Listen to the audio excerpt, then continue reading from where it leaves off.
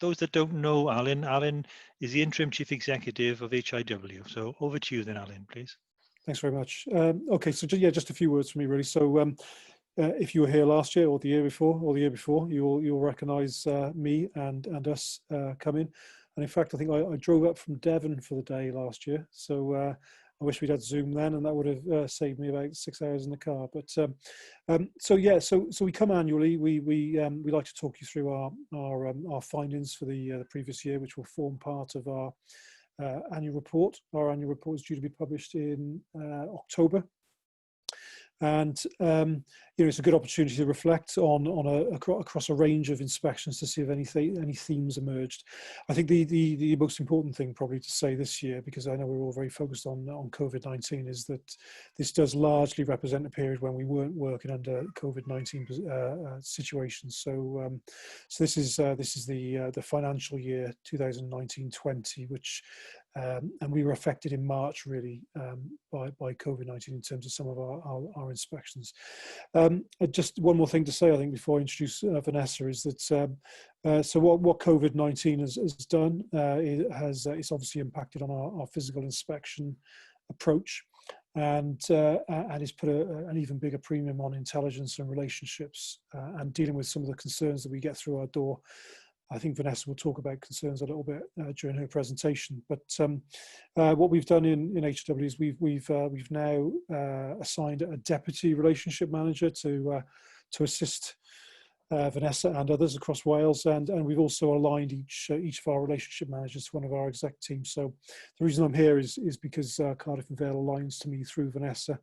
And I hope that gives us more of an opportunity, more personnel to have the kind of conversations that we need to have in order to be supportive and challenging at the same time during the difficult times we're in. So that's me. I will stop now. I'll let Vanessa speak, and I'm happy to come back at the end if we've still got time, and if you've got any questions in general or about our approach and how the pandemic's affecting HIW.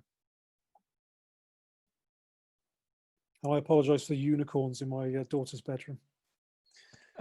That's not your daughter's bedroom, Alan. Is Vanessa there to carry on? I don't think she's logged in yet.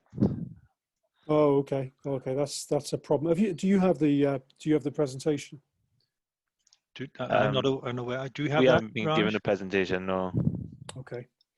Right. Okay.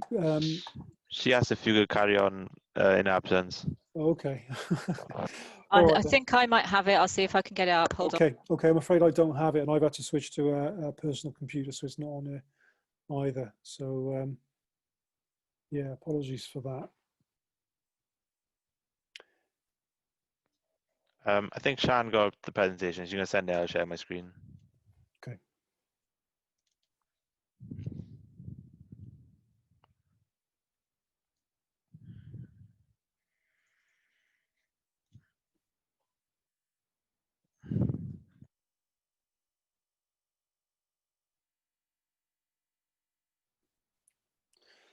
Okay, thanks. Fantastic. These are the times we're in. Always working around a problem. So yeah, if you want to flip on a slide, Vanessa took me through this yesterday. So if you have detailed questions, I might struggle, if I'm being honest, but I will try to get you through it, and hopefully she'll join us. So there's the agenda. There are the things we're going to cover. As I said, it's a reflection on the work that we did during 1920, and hopefully you'll recognise, but we're only talking about findings you would have seen anyway. So if we can move on to the next slide. Okay, so there's a bit of a summary of the All Wales position, the number of inspections we undertook, the types of inspections we undertook, and I mean, you can all read for yourself, so I'll leave it at that, other than to say that other health boards have taken some interest in the last bullet point, which is the number of concerns that we receive as an organisation. It's very difficult. I don't have the figures for Cardiff in this presentation, but I can give you a rough sense of this. I think about 50 concerns over the last year related to Cardiff and Vale, and I think of those, we rank them as high, medium or low, depending on the nature of those concerns. So these are things from the public or from whistleblowers raising concerns. And so of those 50 or so, around about 5 of them fell into the high category. So they're the ones that we sort of are most concerning. And you would recognise some of those. I think Ruth, you may have, some of those may have come across your desk for comments. It doesn't mean that there was a problem. It just means that we had something we needed to ask about. Of the low ones, the majority of the concerns we receive fall into the low category, and they tend to be, if I'm being honest, around us redirecting people to other agencies, so putting things right type queries. Yeah, if we can go on to the next page.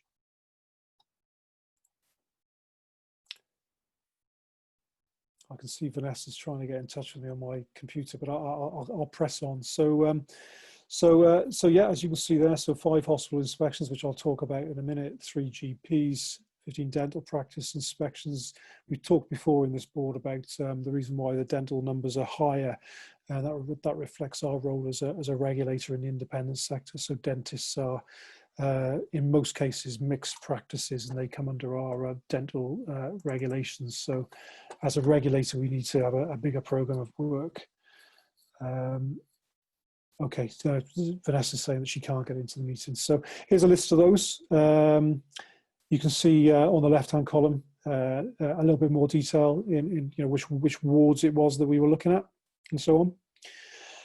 And I'll come back to those, some of those in a minute. So if we can just flick through those until we get off the, that's it. And then some overall key themes, and it's nice to be able to provide some positive feedback for you. You'll recognise last year, if you were in the meeting, that in particular, I think that was the year when we were talking about the difficult inspection of the ED department in UHW. And I'm sure last year we would have said something very positive about the response to that, though. So the immediate response of the health board to that, to those issues that we raised was very positive. Clearly, there's a need to not just hear from you and hear about the things that you say you're doing, but in an inspection that turns out the way that one did, where we had some quite significant concerns. I can't see Ruth. I'm sure she's smiling when I say that you'd expect us to come back, and Ruth wasn't disappointed. So yeah, so some good news around that. So in terms of so the top line there, we don't say these things too lightly. Our inspections were positive. Staff were providing safe and effective care. Clinical boards responded in a constructive manner. That continues to be the style of Cardiff and Vale as far as we're concerned. That reflects very well on your culture, your approach, and so on. I'm bound to say it. I say it every year that we'd rather not be the ones to tell you there's a problem, but I know you do have mechanisms in place to identify your own problems and to solve them. So that's great. So in the middle paragraph there, so I jumped ahead slightly. So that's a reflection on the follow-up inspection that we managed to do. I think that was just before lockdown. It was January, I think, on the admission unit and the emergency unit. So it was March, Alan. Yeah. Was it March? Was it? Yeah. No. I don't know about you, but I do get slightly blurred on when things were prior to the COVID issue. So yeah, so that was very positive to see. That's us. That's you doing your job. That's us doing our job in a way. You'd expect us to come and test the assurance that you've given us, and great leaps forwards in that respect.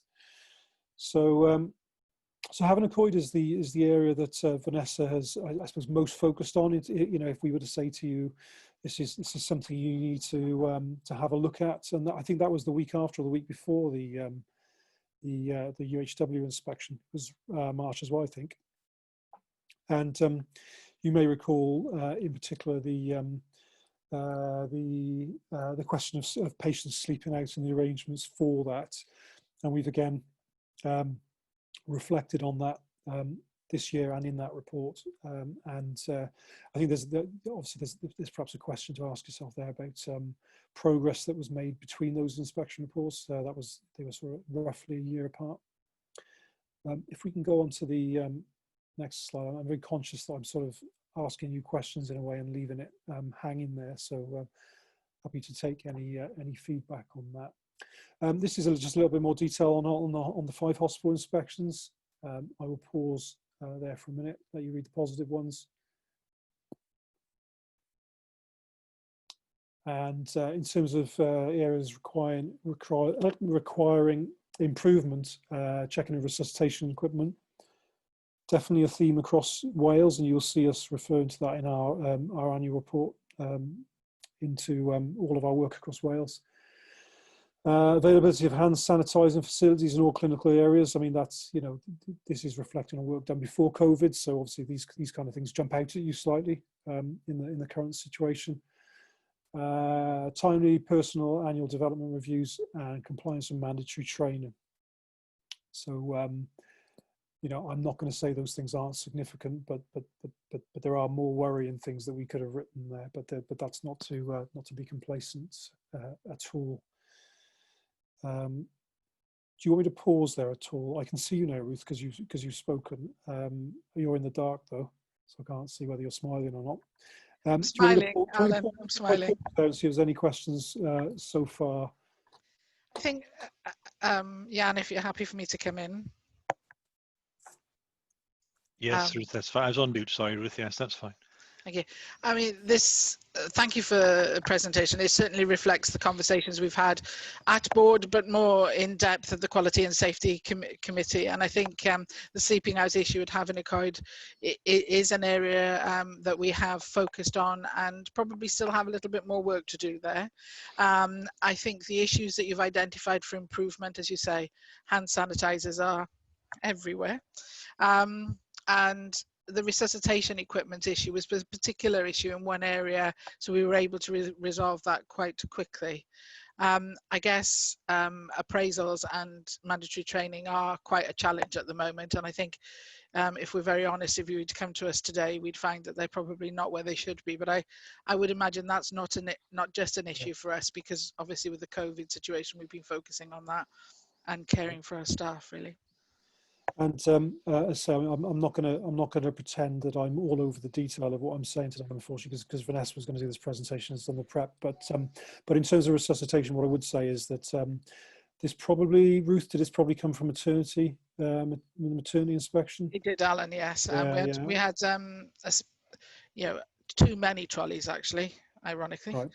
Right, and the reason why I say that is because that has been the case across. We did 16 or 18 maternity inspections of maternity units and some birthing units as well. So we've done an awful lot of work over the last year, in 1920 anyway, on maternity services. As you know, we're doing a national review at the moment, and that has been a point of disappointment across Wales. Actually, the resuscitation equipment and checking of it. So that will feature in our national report, which is being published in November, first couple of weeks of November.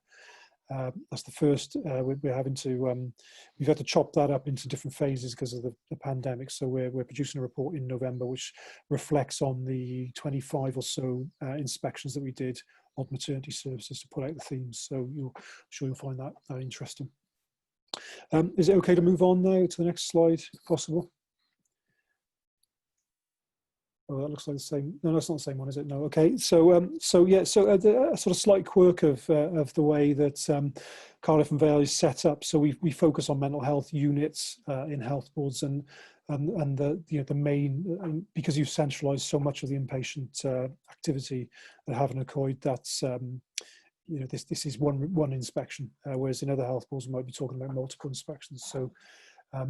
Again, I'll allow you to read a little bit of that. Some really positive stuff, and some points to note at the bottom there. I'm not going to read those out this time. You can see those for yourself. And I've already talked a little bit about the patient sleeping out issue. Okay, happy to go to the next slide if other people are. GP inspections. So quite a low number of inspections this year. We have to adapt our program according to risk, and primary care, whilst it has certain risks, does not always fare well actually in that sort of weighing up of our responsibilities. So just the 3 inspections. Again, some positive news, and we're not just, I mean, we wouldn't just throw positive things in there for the sake of it. We're not trying to balance these slides in any way. There always is positives, but you'd expect us to say where there needs to be improvements. So DBS checks is an issue. It's an issue across Wales. In our annual report, in HRW's annual report, which we're just signing off at the moment, I was reading the other night that DBS checks is an issue across Wales. I mean, I mean, that's a real disappointment, actually. I've got to be honest. There hasn't been a lot of traction or improvement on that over the last few years, and it's really important. And I seem to remember raising this issue last year as well, actually, with the board in this session. Improvements in policy and procedures. This is just, you know, there's a suite of policies and procedures you'd expect to be in place in GP practices as a normal order of running a business. These are clinical policies. We do find that some of those are out of date, which again is disappointing. I wonder whether you might reflect on you know, the primary care oversight there for you, and how you manage those contracts and the expectations of the individuals running those services. And I guess yeah, it's not. You won't be surprised if I say that timely access to appointments is not unique to Cardiff and Vale as being an issue, but it's actually not an issue in all health boards, surprisingly. In terms of the work we've done, we did get some positive feedback on this from one of the health boards, which surprised me a little bit. Yeah, there are things that can be done. I imagine this is you know, a strange time to be talking about what it was like last year. During a pandemic, when access to appointments is a whole different game, a whole different mechanism perhaps at the moment for patients as well. So can I just ask a question at that point and say that and ask, you know, where do you think you're at with patient appointments at the moment? Has there been feedback during the pandemic on people's ability to access appointments? Is Caroline on the call? Vanessa. Oh, Vanessa's here. Oh, Vanessa. Hi, Yeah. Vanessa. I Hi. was just wondering if Caroline Bird was able to get in and whether she could just mention to Alan the situation with our patients waiting list. Not on the call? Hi, I am finally on the call, sorry. Can you hear me now? We can. Yeah, apologies, actually, I'm having a few technical issues this side. Yeah, I mean, I think generally in terms of our appointments, I think at the sort of start of the pandemic, we saw, I guess, actually the face-to-face appointments decrease and the virtual appointments, either through telephone appointments or through video conferencing, particularly, and one platform is in terms of attend anyway increase. But I think we've sort of seen a rebalance of that now since the sort of first wave, with general sort of appointments actually now going up in terms of that activity, and a bit of a rebalance actually between the face-to-face and the virtual working. Thanks very much. Vanessa, I think you probably just on audio, are you? And you can hear but not see? I can see you now. Oh, fantastic. I've just managed, I've had to go in a very complex way to get there, so I'm very, very sorry to everyone. I joined where you were talking about resuscitation, Alan. Oh, fantastic. Okay, oh, great. So I'm glad you're here to take any questions. If there's any detailed questions about our findings, then that's fantastic. Do you want to move on to the next slide? Vanessa, do you want me to carry on, or do you want to take over? Yeah, I'm happy for you to carry on, Alan. Okay, all right. That was the wrong answer, Vanessa. No, okay. No, that's fine. That's absolutely fine. That's absolutely fine. So yes, some figures there on dentals. I've already explained why our number of dental inspections tends to be a little bit higher across Wales. Some recurring messages, really, I think, around clinical audit activity, use of peer review. This is certainly something we've raised nationally with a number of dentists, and I guess it is something to do with the nature of their sort of independent contractor status and the way they operate. But again, if you have influence over that, I would suggest that these are things you should be pushing for. This is, it's all about quality. Frequency of checks, storage, location of emergency equipment. We have talked about this before. I seem to remember last year we talked about this one for dentists and GPs, I think, last year, but not not on the GPs this year. Clinical record documentation. Vanessa, I was talking to you about this yesterday, wasn't I? Yeah. Asking you for examples of this, just for the board's awareness. When we say clinical record documentation, were there some specific examples that you wanted to flag up there for the board? Yeah, I think some of the issues our inspectors found was in relation to the recording of bite wings, whether or not, if a patient hadn't received any bite wings, there was no sort of clinical rationale as to why they didn't do those x-rays for bite wings. And in addition, another example is where one dentist might have been treating a patient for a number of weeks for a specific reason. If another dentist was to come in and take over that care, the documentation wasn't robust enough to enable another person to come in and pick up that care where the previous dentist left off. So it was about having robust and clear documentation. And obviously the recording of bite wings was the main issue. Okay, thanks, Vanessa. Can we go to the next slide, please? Oh, that's it. So Vanessa, you missed a bit of it. The general themes that I was pulling out at the start. We've gone through those. Is it possible to just go back to the presentation at I think it's probably about slide 3, just to bring those up? Oh, sorry, not slide 3. Keep going through the slides again to the end of the tables. That's it. So they were go back one from there. So they were the overall themes. So I think perhaps I'll just hand over to Vanessa and say, look, is there any, you didn't hear what I said, but is there anything you'd like to specifically talk about on these slides, just to, for the benefit of the board? I think, if there's a value in us coming to you like this, it's that we try and draw some themes across a group of inspections and to raise those, bring those to your attention. So Vanessa, any reflections at all on that slide? No, with the first paragraph, of course, I mean, it was quite pleasing for us in the inspections that we did in the last financial year, where, as it says there, our inspections were generally positive. There might have been a number of issues here and there, but, overall, it was great. The staff, again, as you can see, they were providing safe and effective care, and that was a common theme in all the areas we went to. I think, if anything, one of the issues which I'm sure you're fully aware of is in Rookwood. We did have a number of issues in relation to infection prevention control, but the large part of that is in relation to the estate. The complexity of the estate, and I know the plan is that you're not going to remain in Rookwood permanently.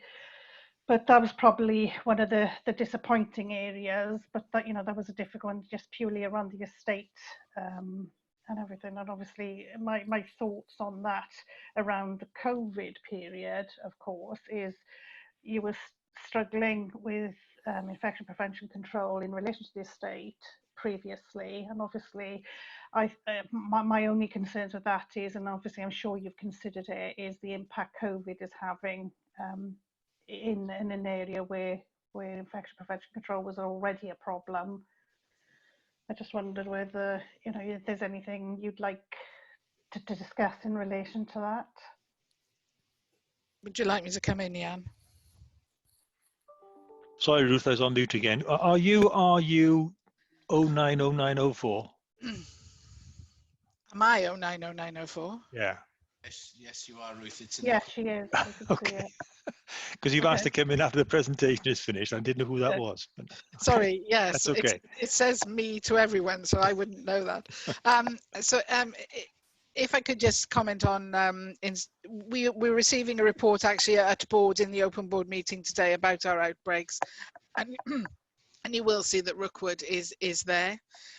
So yes, it has been a particular area of our attention. Have many other areas. So Landock, being Nightingale wards, brings with it some real challenges. So I think, not having the number of side rooms we require on all of our sites is high area of attention as we think about what we're building for the future and how we might ensure that in UHW2 we have facilities that we can change from single rooms into 4-bedded bays and so forth. And I know that Abby and I have already had some conversations about that. So we can't change everything, but we are focusing on those areas of concern we currently have, trying to do the best we can with what we've got, but thinking about the future and redesign and how important infection prevention and control is to us now and is highly likely to be to us in the future. Thank you, Ruth. Back to you, Vanessa. Or Okay. Stuart, did you, if it is Stuart, did you want to come in now? Yeah, it was, and I would if I can, Jan. Okay. Yeah, I just wanted to thank, firstly, thank Vanessa and the HIW team. You know, what they point out is how engaged our staff have been with the visits that have been undertaken. And I think that's down to, in many regards, the positive manner in which they had been undertaken, and the identification of what was described as safe and effective care just now by you, Vanessa. And I think that really strikes a chord with them. And I think they want to improve. They want to engage with HIW inspectorates, and having them undertaken in that positive manner really helps with that engagement and improvement. I think you're aware that we're undertaking some work looking at our quality and safety processes within the organisation, and it does come back to that reflection you've put as the last point on your slide there, and how we make sure that we pick up and action all of the recommendations that come out of your reports, but also from a variety of other sources. And that is on our agenda. We are looking at that and really considering how we make sure that we get those things embedded via what's probably going to be our clinical effectiveness committee. So I just wanted to assure you that we are reflecting in the way you've recommended and actioning that. And just to reiterate again how grateful we are for your support and for helping us to further improve in areas where we need to do so. Thank you, Stu. Very helpful comments. Fiona J. Thank you. I'd just like to give my thanks to having some external inspection that gives us an honest and open review of where we are and how we're performing. And I sense within the feedback that we've had that you see that the organisation is open to getting your constructive feedback, and that you can see that our staff sort of reflect on it and put in place continuous improvement. It's interesting that the presentation is around, this is sort of almost pre-COVID, yet at this time it just seems like COVID has sort of dominated certainly the last few months, and it is at the forefront of our minds. But what I'd say is that when this comes next year, I would expect that our COVID experience will have shown that we have actually continued to improve on some of the recommendations and the findings that you have here, because that hasn't allowed us to take our foot off the ball on quality, which all the staff are really doing the very best we can. So thanks for your report. And I just chatted in the sidebar. It's great to see that the majority of these findings are positive, and I think that will help our staff who have worked their socks off during these last few months. And actually this reflects where they were last year. So thank you very much. Thanks, Fiona. Before I bring Alan back in, is someone eating a bag of crisps with a microphone on? I'm getting a lot of interference. No confessions? Okay. No. Alan. Yeah, I just wanted to come back on the point about learning from our inspections. Actually, it's been a feature of a number of conversations that we've had with health boards over this period. So, at the moment, we're doing a bit of a tour of health boards through our relationship managers and having these kind of discussions. And one of the things I was saying to a health board recently, a good health board, if I can put it like that, one of the higher performing health boards, was that who are actually themselves struggling a bit with the whole learning across their settings. I think in order to do this well, you need to have capability, capacity, and the right culture. If you're to have good quality governance arrangements, and where we've seen failures in Wales, we've had almost had the absence of all three of those. Actually, we've had organisations who have tried to disinvest, if you like, in by saving money, disinvest in quality governance with certain posts in the structures and so on. Also seen issues with capability, just staff who they're not there yet, they don't have the experience, but the culture from the top needs to be right as well. And I suppose to leave you with a positive on that particular topic, I mean, it's not I don't see it as a cultural issue in Cardiff and Vale. You know, I think you guys know what you want to do. You know what you stand for, and you know how you want it to be. Number of health boards are like that. All of you struggle a little bit with the other bit, the capacity and the capability at times, and it's you know, it's something to plug away at. Really, it's not something that you can take your eye off the ball on. It's a constant journey. Thanks, Alan. I see Vanessa wants to come in. Vanessa.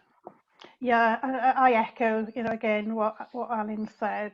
You know, I have a good relationship, obviously, with Ruth and her team, and the way the health board engages back with HIW. And again, that reflects, I think, from the leadership, from, you know, the top right through to the clinical teams. There's always that good air of professionalism every time we do an inspection within the health board. And again, one thing I did want to raise here, which Alan has probably already said, it was really pleasing to note, you know, the follow-up inspection on the AU and the EU demonstrates significant improvements. And I know that because I was there on the original inspection, and I led the first inspection, and I was there as support in the follow-up inspection. So, you know, I could really see the changes that have been made, and I was really, really pleased about that. And the teams overall, not just on the shop floor, but everybody had worked really, really well with that.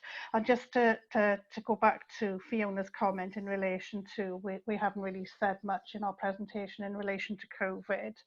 The reason being, obviously, this is about our 2019-2020 annual report, this presentation, and COVID reared its ugly head sort of from March for us, really, more than anything. But I would imagine there will be quite a bit of COVID related wordings or topics or whatever topic areas when we do this presentation for you next year, of course. Thank you, Vanessa. Very helpful comments. Anybody got any other questions on the presentation, please? No? Okay. Could I just come back in at the end, please? Yes, okay, Ruth. I mean, I think Stuart picked up the points very eloquently, really, just to say that, you know, it's not always easy telling your inspectors when you've got some areas of concern, no more than it is telling the board when we've got areas of concern. But our staff, as we talked about in the AGM today, are very open and transparent in sharing. And the work that we're doing now on the quality and safety agenda and how we reshape that, so that whether it's a clinical effectiveness committee or a learning committee, it is about ensuring that lots of bits and pieces that happen in an organisation as large as ours and as complex as ours may mean they fix it over there, but we don't fix it as a whole, and that will be the real driver. So although we talked about some issues maybe in dental around storage, we know that we've got issues around storage in orthopedics. So these themes do run across the health board, and I'm very, very minded that as you undertake your new inspection processes for this year, and one you've already done and some coming up, you will go to those areas of concern to check that we are delivering that safe care where we treat people with dignity and respect. So we are going to always find things, and we're grateful to HIW for the way in which that's delivered back to us. That gives us the opportunity to demonstrate that we can improve, and I think the relationship between the two of us is really key to be able to do that. So I thank you for your support in doing that.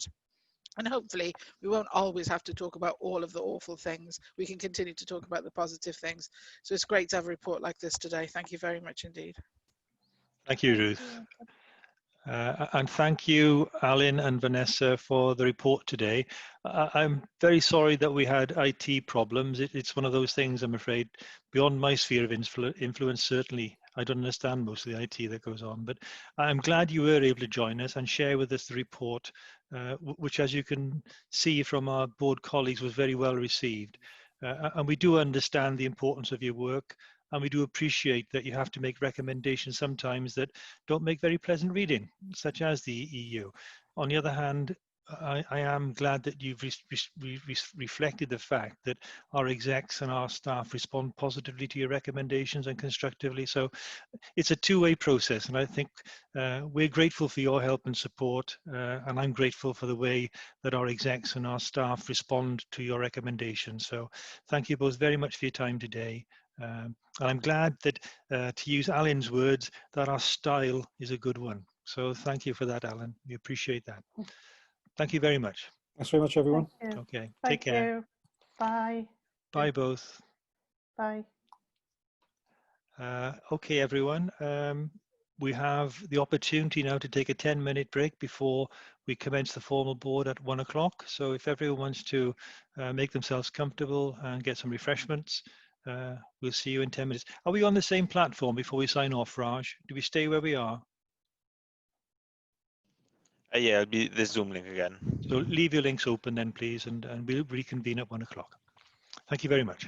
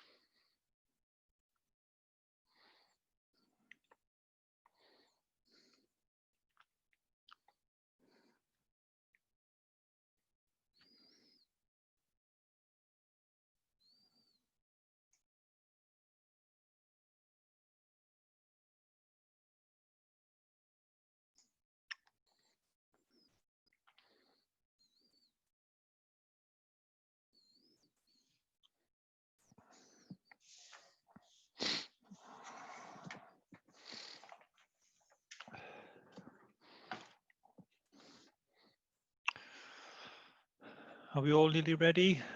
I can see there are a few back and a few not back by the looks of things. Oh, Martin's there, right.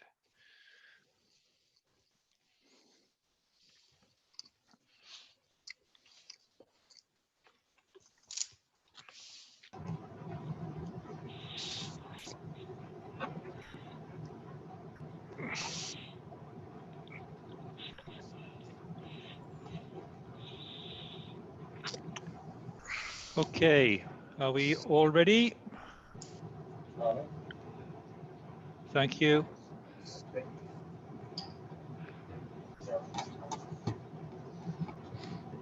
Right, Prananda pawb, croeso I chi gyd. Good afternoon everyone and welcome to you all. We're going to start this afternoon session with a patient story, but I think someone's got their mic on. I can hear some background noise somewhere. If you wouldn't mind switching off if you're not speaking, thank you. And the patient story, Ruth, hopefully you're going to lead that for us. You're on mute, Ruth. Oh, you're off now. Thank you, Chair. Can you see the slide? Not yet. Mm-hmm.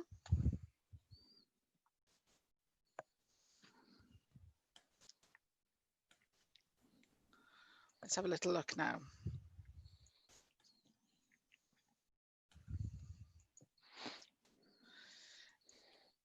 Isn't it lovely when the technology works? Bear with me a second. So just to give an overview whilst I pull the slides back up, you will recall that we had the opportunity to hear a patient story previously, and the board asked if I'd be kind enough to bring that story back, which I've done today. The slide really, and which I can't display at the moment, I'm afraid, it's not wanting to play ball. So I will close that down, but I think it would be very helpful for me to give you just a quick overview of how that gentleman has progressed. So if you remember, the gentleman's name is Stephen, and we have full permission to share with you today a little update on how he's doing. So unfortunately, Stephen was readmitted to hospital on the 3rd of September. And it required him to be sedated and be in critical care for just over a week. Although I'm pleased to say that he was discharged on the 11th of September. And his reason for admission relates to an underlying condition that he had from birth. But actually it presented itself in a very different way because of how poorly he'd been having had COVID. He tells us now that he is feeling much better since his discharge on the 11th, and he's progressing well. On his discharge, he had 6 carers. He had 6 weeks of carers from his initial discharge who supported him and his family, along with a physiotherapist as they continued on the rehab journey, but the rehab journey at home. He had an appointment with Dr. Ben Jones, who's one of our thoracic consultants, who talked Stephen through everything that had happened to him during both his admissions. And he went through some of the scans with him. And Stephen shared with us the significance of that conversation for him, because he said it not only covered his medical condition and helped him understand exactly what had happened, particularly around times when he didn't know because he was ventilated what had occurred to him. But he also took the time to talk to him about practical aspects of his rehabilitation, his financial position and the impact that his COVID has had on that for him, and along with long conversations about the emotional support for him and his family. And Stephen said he really felt that he'd been looked at as a whole person, and he really appreciated that. He appreciated Dr. Jones's open and honest conversation with him. And the conversation was quite a difficult one, talking about the length of time it's going to take for him to recover. And I think it's important for us as a board to remember that this isn't about how COVID affects individuals as a one-off, but how this is an ongoing long-term condition for many of our patients. And he's now, Stephen is now awaiting some appointments with psychologists, cardiologists, and kidney specialists. So it'll give you some idea of how that has impacted on his physical and psychological health. He wanted us to know as a board that he was provided with all the equipment he needed on discharge. And although he's currently living on the ground floor, he has a physio who visits a few times a week. He's still walking with a Zimmer frame. On times he can walk with a stick, but he's still not able to bend very well. He's now working on his upper body strength, although that still remains quite weak. And but he does feel that he's making positive progress, which is lifting his spirits. However, he did want to remind us that it has had a huge impact on his family, and particularly his partner, who is now his main carer. He's been banned from driving for 18 months, which initially was a very big shock for him, because he had thought he would have recovered from COVID within 3 months. So to realize that he's not now going to recover from COVID in 3 months and not be able to drive for 18 months was quite significant for him. He understands this is a long-term job, as he puts it, and that there is no rush and he needs to take his time. He has nothing but praise for our staff who looked after him, and the staff that he's come into contact since leaving and being discharged from hospital. He felt at every aspect of his care he's been treated with great dignity and respect, and he cannot fault the care. He also wanted the board to say, thank you to the board for continuing to be interested in his ongoing rehabilitation. Thank you, Chair. Thank you, Ruth. It's a very helpful update in what are very unfortunate circumstances. Any questions for Ruth, please? Fiona here. I could speak quicker than I can type, I think, so I was going to be polite and type, can I come in, but I'll just butt in quickly, because it is a really good story to illustrate where many of our patients are at this stage. So, just my thanks to the patient for allowing us to listen to what his journey is, but also for us to reflect on the different numbers of staff that he will have come into contact with on his journey, and his journey will be ongoing. So this is a gentleman actually who I do know, and who has been very gracious in giving of his time to support us in promoting the impact that COVID has had on patients and the wide range of needs that patients can have. So, this gentleman I personally met when we were filmed by the BBC when they came to have a session at Cardiff Royal Infirmary. And promoted where he was with his rehabilitation. So this gentleman has touch points with a whole range of staff, and is still on his journey to get better. So my thanks to him for engaging with us, illustrating what our population is dealing with, but also for the board to recognise we have lots of patients, not all as having been impacted as severely as Stephen, but a lot of patients that are now needing our help. And they don't need it just once, they need some ongoing care from us. So I look forward to further developing the rehabilitation services for people that are recovering from COVID, and thank the board for taking time to listen to this. Thank you, Fiona. Ruth, I notice your slide has now appeared on my screen. Is it everywhere? Yeah, I've got it on mine. Yes, we've all got it. Okay, well, we'll continue with the questioning then, if there are any more for Ruth. No? Okay. Ruth, thank you very much. If you could remove your slide. There we are. Well done. Thank you, Ruth. That's very kind. Okay, moving on with the agenda then for today. Are there any apologies for absence, please, Nikki? Yes, we have, Chair. We've got Rhian Thomas, Susan Elsmore and Steve Curry. I think Sarah Mosley also and Sarah apologised. Mosley, yeah, she's at the top of my list. I missed her, sorry. Okay. Any declarations of interest from anyone, please, on today's agenda? No, thank you very much. The minutes of the board meeting held on the 30th of July. Are you all content they're a true and accurate record of that meeting? I'll go through them page by page for any matters arising that aren't on today's agenda. So page 1, 2, 3, 4, 5, 6, 7, 8, 9, 10, and that's it. Okay, thank you all very much. The action log. Nikki, can I pass over to you for this one, please? Yeah, of course.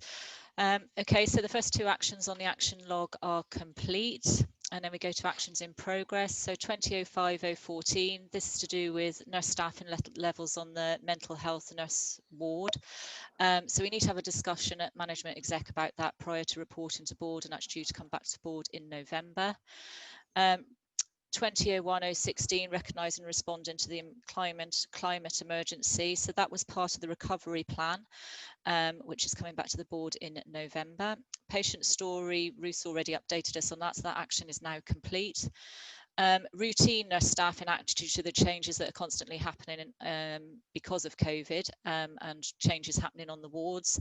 That's on the agenda today, item 7.6. Board assurance framework, that's on the agenda for today at item 6.3. And then action 2007-010, a learning committee would be discussed. Now the workshop has been held, that was held last week. I don't know whether there's any further progress on that, Ruth and Stuart, or whether that needs to come back as an action at some point. Shall I kick in there, Ruth? So thanks, Nikki. We were going to bring back a formal output from that session at some point to board, weren't we? We haven't had the debrief yet from the meeting, so we can't say exactly what's in that formal output. Yes, we do, though, plan to proceed to the development and design of a learning committee, and just for people's knowledge, but the more formal response we'll be bringing back in due course. Thank you, Stuart. Thank you very much. Any questions on the action log, please? No? Okay, thank you. We're moving on to the next item, which is the Chair's report and Chair's action taken since the last meeting. You may have seen from the Chair's report this time around that I've moved to a different format. Rather than tell you what I was doing over the last couple of months on a simple diary slot, I've tried to take a different themed approach to a few issues, and one of which is trying to understand that the board has a role in a regional context as well as just a health board. So I've shared with you perhaps recent developments that we've seen in our local PSBs in Cardiff and in the Vale of Glamorgan, and also with the Regional Partnership Board, which covers the whole of Cardiff and the Vale. And our colleague Susan Elsmore is the current chair of the Regional Partnership Board.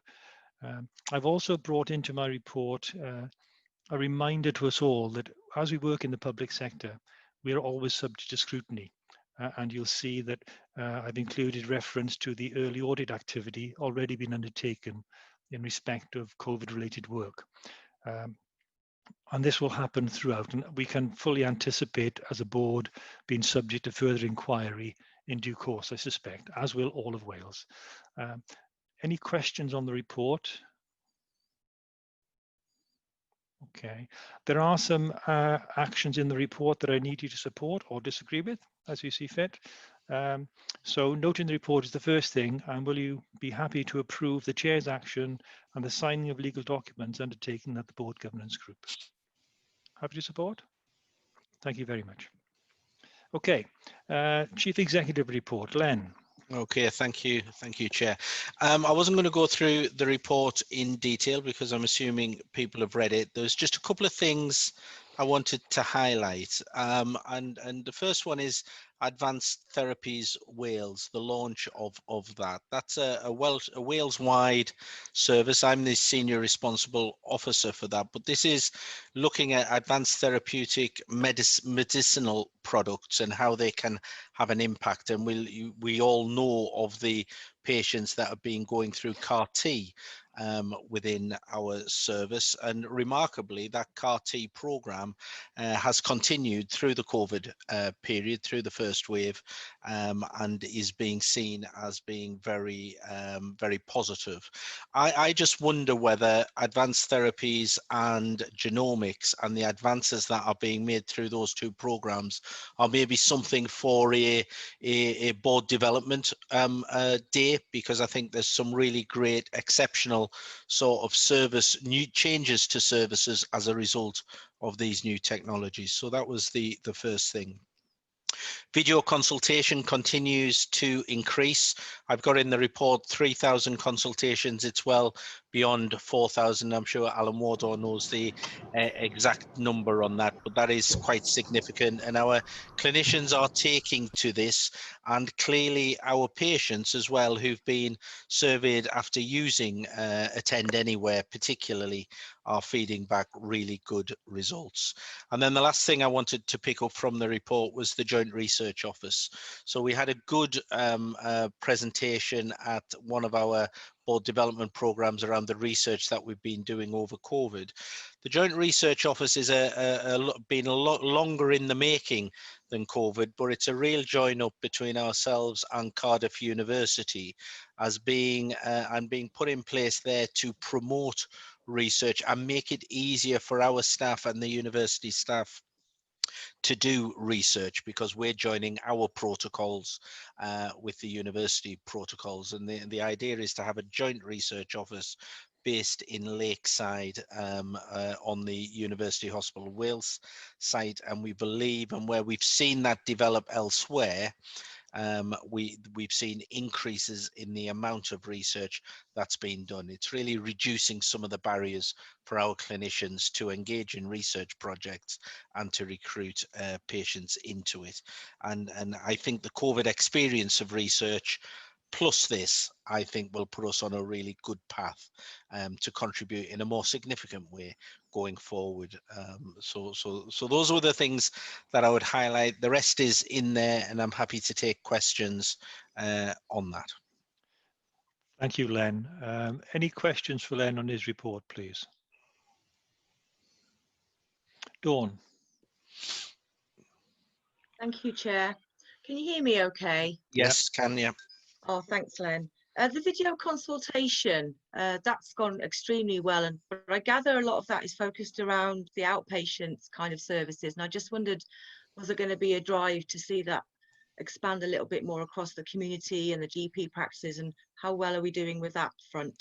Yeah, yeah. So video consultation is quite well embedded in the primary care setting as well. And I know there are examples of, say, strength and balance sort of classes that are being delivered over video conferencing through physios. And the physiotherapy department have embraced this as a technology to do various classes, and others may want to contribute to that. So my sense of it is we've scratched the surface here, but we haven't. I don't think we fully understand the scope of the remit in the longer term. We talked about it as an executive team as being one of our mechanisms to drive our strategy, shaping our future well-being, more care being delivered in the community. So we're looking at that, and we're looking to see how we can really expand this. But the great thing is that we're seeing positive moves and people embracing the technology. Alan, do you want to come in? Yeah, I think you've summed it up really nicely there, Len. So community pharmacies, dentistry, their community optometry, they're all starting to use video consultation. And this is part of a wider national programme that I'm involved in. Len's right, we're scratching the surface at the moment and we're learning. So it's very much the start of a journey. But so far, reception from patients and clinicians has been very positive. So it's a watch this space situation, Dawn. I'll just draw your attention. I've been asked to write a little piece for the NHS Confederation, which should be published fairly soon, just reflecting on not just video consultation itself, but the way we've gone about its implementation in Wales. And hopefully that'll be worth a read. I'm quite happy to share it with you online before it's published. Thank you, Alan. We'd appreciate that, I think. Any other questions for Len on his report, please? No? Are we happy to note? Oh, sorry, yeah, just before I move on, can I draw people's attention to the prevention and response plan? The only thing I'd like to say there is that was a great piece of work, recognised in Welsh Government as the model piece of work for that particular plan, and credit to the people who pulled it together in Fiona's team, but in abroad and across PKIC, a fantastic piece of work. Thank you, Len, and pulled together at really rather short notice as well. That's right. That's right. Okay, I think you've all had copies of that. I did distribute it to independent members as well. So thank you, Fiona. Well done. Okay, if there are no further questions for Len, are we happy to note his report? Thank you. Next item is the Board Assurance Framework. Nikki? Thanks, Chair. So you'll recall from the last board meeting that we didn't have a fully developed BAF because I was combining the BAF risks from COVID-19, but also the risks on our original BAF. So this is now here for your review today. So there's 10 risks on the BAF now. The 10th risk, Brexit, I haven't actually put on the BAF, but I have referenced it in my covering report because we do look at Brexit quite closely through a separate task and finish group. And through that group, we've also got a separate continuity plan that looks at all the risks associated with Brexit. So it'd be difficult to wrap that up into just one risk on the board assurance framework, but it is referenced there, so the board are aware that it's something that we're actively managing. So the BAF is there, Chair. I'm hoping that members of the board have read it, and I'm just happy to take any questions that the board may have. Also within the assessment section is just an update on where we are in rolling out risk management across the health board, which has been delayed somewhat because of COVID-19. So all our plans to go out and train staff in terms of scoring risks, etc., have been delayed. We were due to start those again in October, but obviously with now what's happening with COVID-19 again, we're likely to be delayed again. But I will keep you posted on that and progress we're making. Okay, Chair, that's it from me. Really happy to take any questions. Thank you, Nikki. Are there any questions for Nikki, please, on this paper? Dawn. Thank you, Chair. It was more of a reflection, Nikki, from HEIW's reflection back to us about our investment in governance and making sure we got the capability and the capacity. This is such an important piece of work to get this rolled out, and I appreciate we've had to stall it for very good reasons. I just wondered whether there was any deployment opportunities or anything that we could do, sort of simmering and see if we could get some momentum going under this. It's such an important piece of work, I think. But I appreciate the priorities are right, which you've got. I think we've got to play it by ear, really, Dawn, because last time we were avoiding going into clinical areas and into the clinical boards to train people.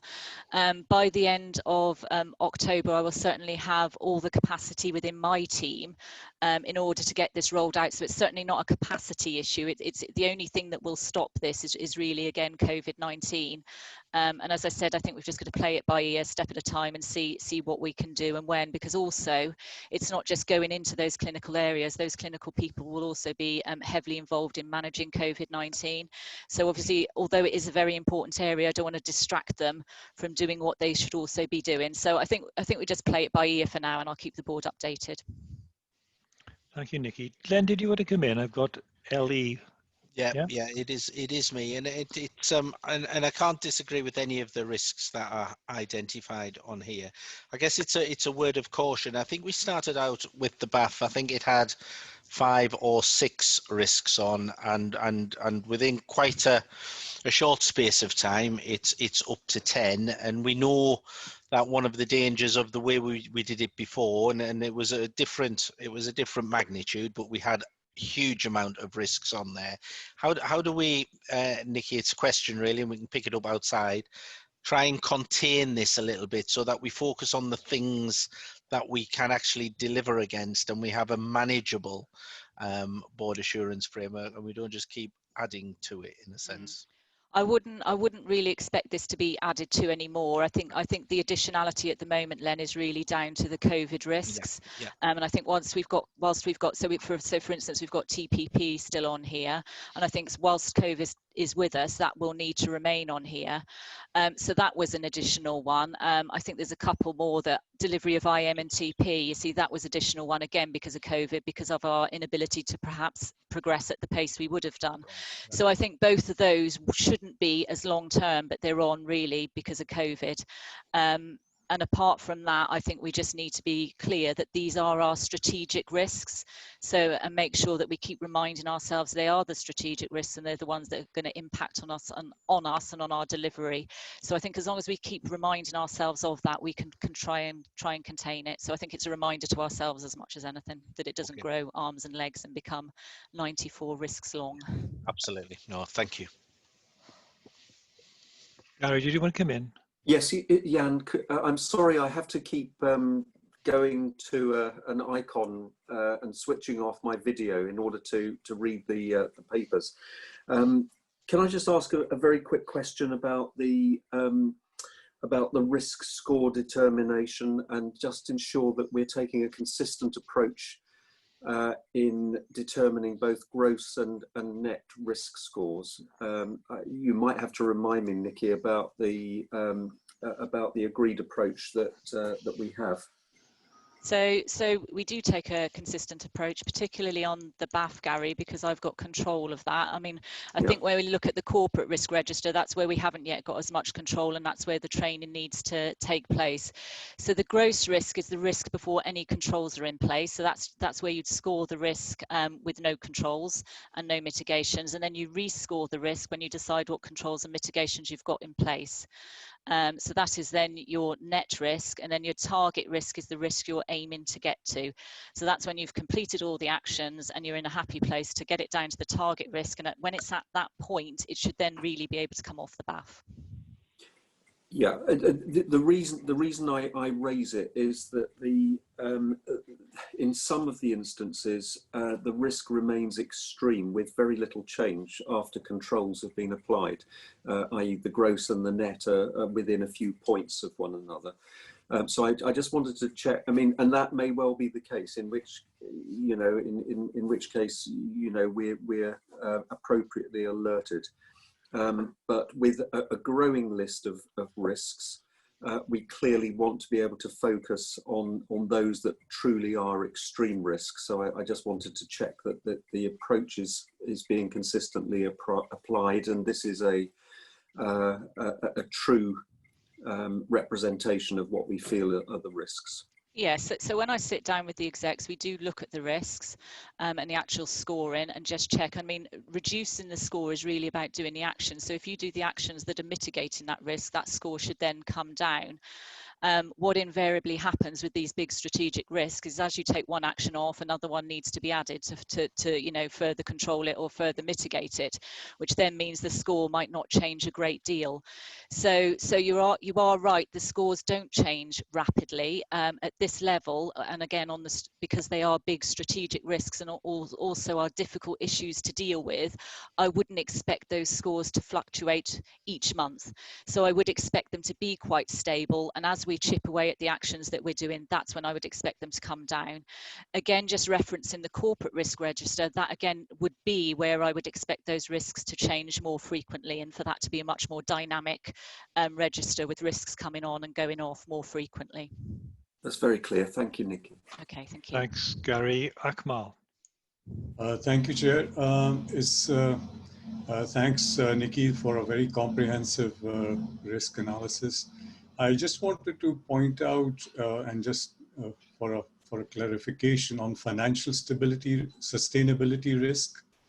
And I see there is obviously these two extreme ones, which is 25 and 20 points that have been scored. And also I see that there's no gaps currently identified. So I'm not so sure how this high risk is going to be mitigated or is in the process, or what is being done, as they are both showing very key high risks here. So there might not be any gaps in the controls or gaps in the assurances, but Chris, I'm sure, will want to come in. There will certainly be actions we are taking to reduce that risk on financial sustainability, and we do regularly talk about those risks at Finance Committee. But I'm sure I'm sure Chris will want to add to that. Yes, and with regards to the financial risk, it's mainly the cost of managing COVID. Our operation position is now broadly imbalanced. I think the risk remains high because the solution is outside of the control of the UHB. We're dependent upon funding coming in from Welsh Government, and until we can secure that, it will remain a high risk, even if we're doing all the controls we can internally. So how long would it take, or what are the sort of the areas that will help us to reduce this risk? Well, we're waiting, as I said, Welsh Government have secured £1.3 billion in order to support the service manage the impact of COVID-19. We are anticipating further allocations shortly, and when those allocations come in, we will reassess what level of risk remains. The management of this, Akmal, is quite external to the UHB. We're doing all the controls we think we can possibly do internally. Right. Thank you, Chris. Sorry, I'm on mute. Any other questions for Nikki on the paper? Can I come in just to reinforce the point that Chris made around this? I think it is quite frustrating, and it's frustrating internally as well, that we do know that there's money gone to Welsh Government. They have been quite open about that and told us how much. What we always tend to find is that they'll give us a signal that they'll tell us what the allocation is, but they don't tell us what the allocation is until the point that they've worked it out across the whole of Wales, in a sense. So some of it is, if there's a real fair allocation, it feels to us that 1.3 billion would be enough for Wales. If that allocation is fair, I think we'll see quite a marked change in that financial sustainability. But if it's not, and if there's shortfalls, then we'll have more of a problem. So I do think it just flips on that coin of when they tell us what that allocation is. And Chris is doing a great job reminding them around what we've spent, and the auditors did a great, well, they told us that we kept a good account of what we'd spent on COVID, and all of that information has gone to Welsh Government. So I think we've done our bit, in a sense. We now need to know what Welsh Government is going to do. Thank you, Len. Abby, did you want to come in? No? Okay. Can I raise a question then, if there are no others? And it's to do with Brexit continuity plan, Nikki. And I'm just concerned that there may be a lack of visibility on this continuity plan to the board or its subcommittees. I'm not aware of where it feeds into. Okay, I'm sure Abby might want to comment on this too. As I said, the Task and Finish group does meet, I think it's every sort of couple of months, Abby, and maybe even more so now with Brexit coming back on the agenda. I'm sure if board members want to see it, Abby would be happy to share it with you. It's a very comprehensive plan, and as I say, we do regularly review it. But yes, if it, in terms of visibility, if the board wants to see it, I'm sure we could share it. Did you want to comment, Abby? You must have been reading my mind, Jan, because that was the reason I originally put my hand up, and then I decided not to say anything about it. So just to follow what Nikki had said, I had put together a paragraph to go into Len's report that just gave a little bit more information to provide a bit more assurance. But as Nikki said, we are sitting around the table at the Welsh Government's Leadership Forum and senior responsible officers in relation to this. And as Nikki's described, we've updated the business continuity plan. I'm very happy to bring it back into strategy and delivery if you think it would be useful for there to be more visibility on that. In a sense, the only thing that is different in relation to the risks in that is that it's not only, is that because we will be dealing with the impact of that at the same time as potentially the worst impact of COVID hitting us.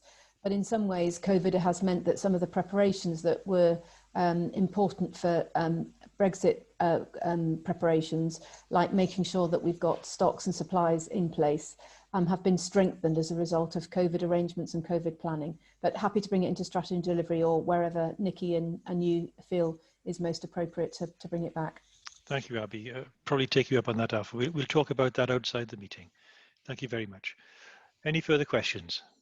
Okay, are we happy to approve?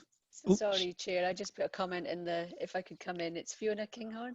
Yeah, hi, Fiona. Sorry, just to mention, under the TTP risk, I think what we'll have to do is add mass vaccination just in there. And if we link it in with the whole TTP arena as our preventative response, it's a challenge. I'll update verbally later, but just to signal that I think we will have to add something into that risk around mass COVID vaccination. Okay, thanks, Fiona. Thank you. If I don't pick up your comments in the sidebar, just as Fiona's just done, please flag, because I don't always look across to the right-hand side. Lance, it's lovely to see you. Welcome. Nice to see you. Have you just joined, Lance? Yeah, sorry, I had a mute cabinet member.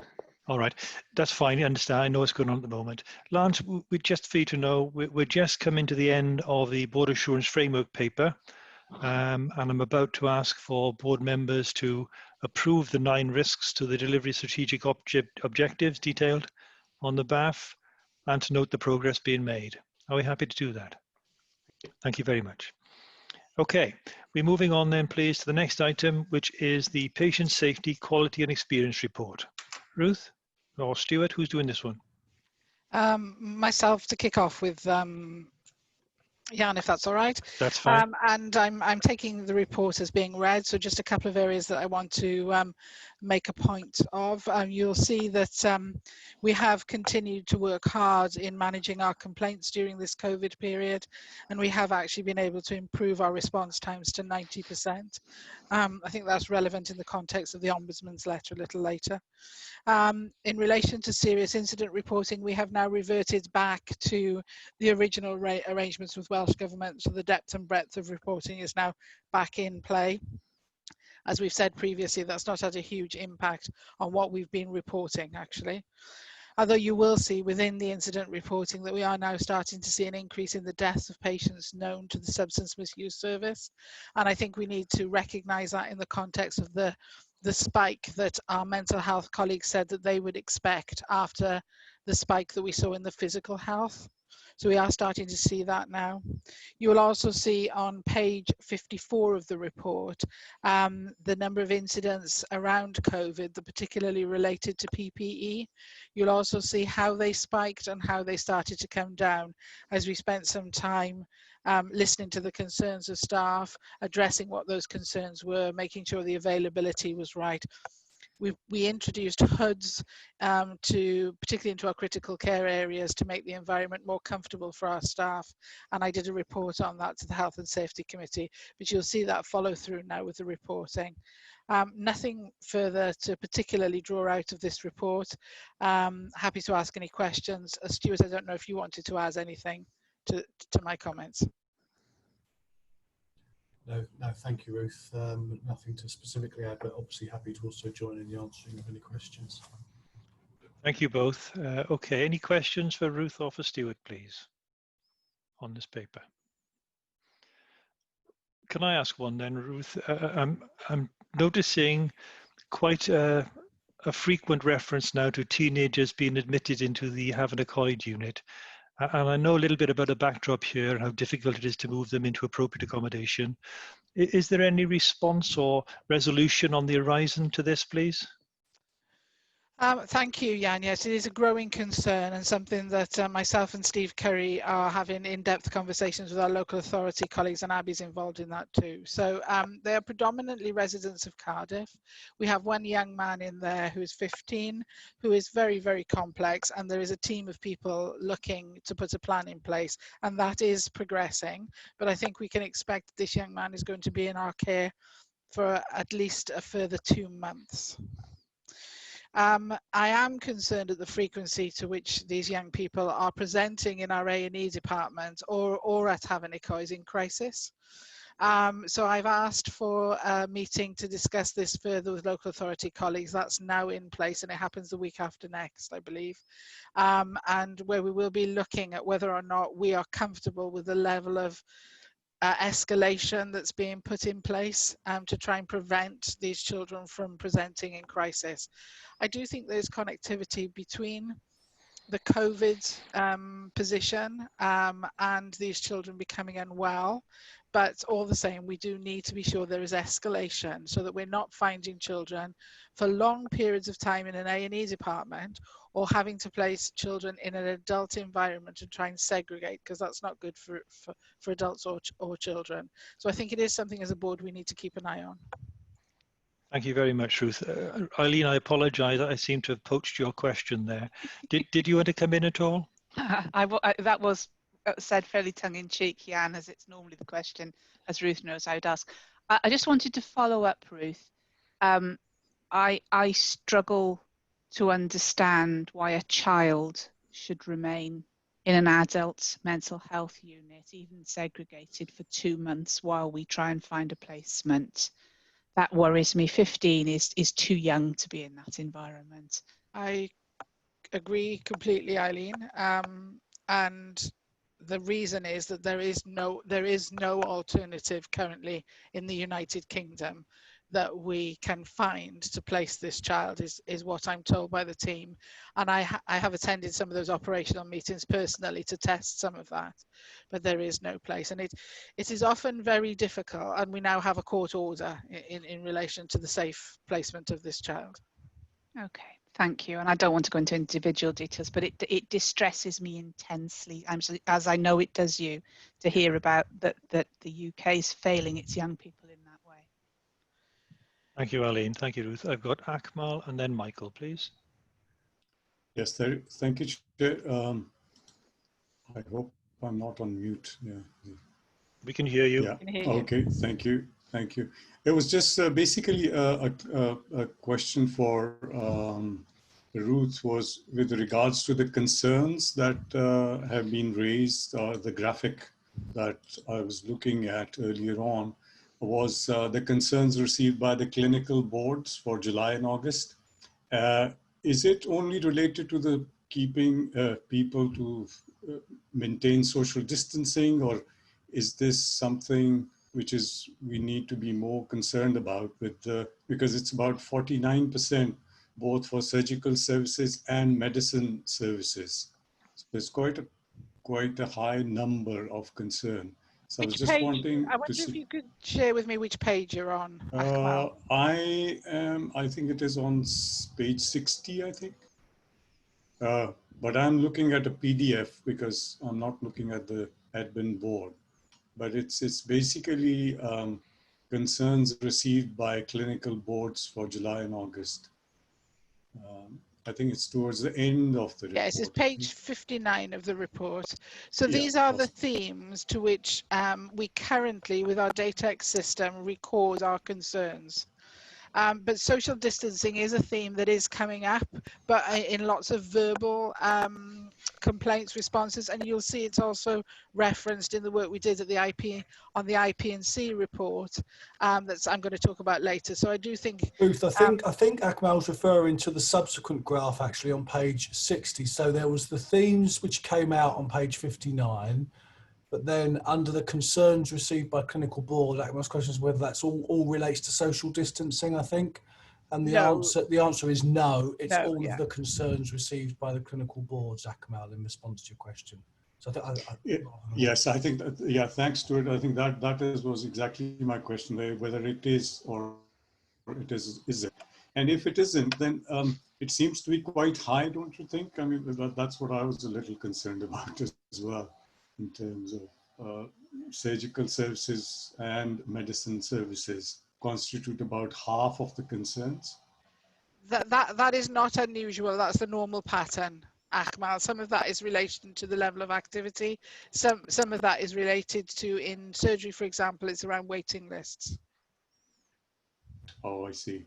So there is a multiple concerns, is it, which constitute everything. So maybe we can have a conversation later to understand the sort of the level or the complexity of the concerns that are raised. Yes, thank you, Stuart, for clarifying that. It's very helpful. So within that diagram, it demonstrates the breakdown of concerns that we've received during July and August for each clinical board. Within each clinical board, there is a further breakdown of the topics or themes that have caused that number. Great. Okay. Thank you, Ruth. Thanks. Thank you, Akmal. Michael? Thank you, Chair. Yes, just very quickly before my question, I want, regarding Eileen's question about the teenager, I spoke to Ian Weil this morning about that and can confirm Ruth's response, that it's very much a national issue, which is a major concern, but, you know, that's something which is being pressed by all concerned. Secondly, my question was about PPE. Clearly, as we go forward, that could be another major issue, concern for workforce in particular. We in April, we had a special HSE Health and Safety Committee meeting on it, and I then went and visited our PPE stores and was very assured and impressed by what I saw. I just wonder, do we know if the Health and Safety Committee might do a similar thing going forward into the autumn? Because I found that, I was then chair of Health and Safety, I'm not now, but I found that a very instructive process at the time. I just wondered if we might consider repeating that in the autumn. John, can I come in? Yeah, come on now. Yeah. I think it's a very good theme, Michael. Thank you for pointing this out. I will be having a conversation with yourself with regards to this in terms of, taking the chair position in the health and safety. So I think this would be something that I would like to continue. Thanks. Okay. Thank you very much. Any further questions for Ruth, please, or Stuart? No? Okay, thank you very much. Are we happy to note the areas of current concern and agree the current actions being taken? Thank you very much. The next item is the performance report. Now that would normally be Steve, but we're very fortunate today. We've got Caroline with us. So Caroline, are you going to start us off with this one? And then Chris will pick up the financial section later.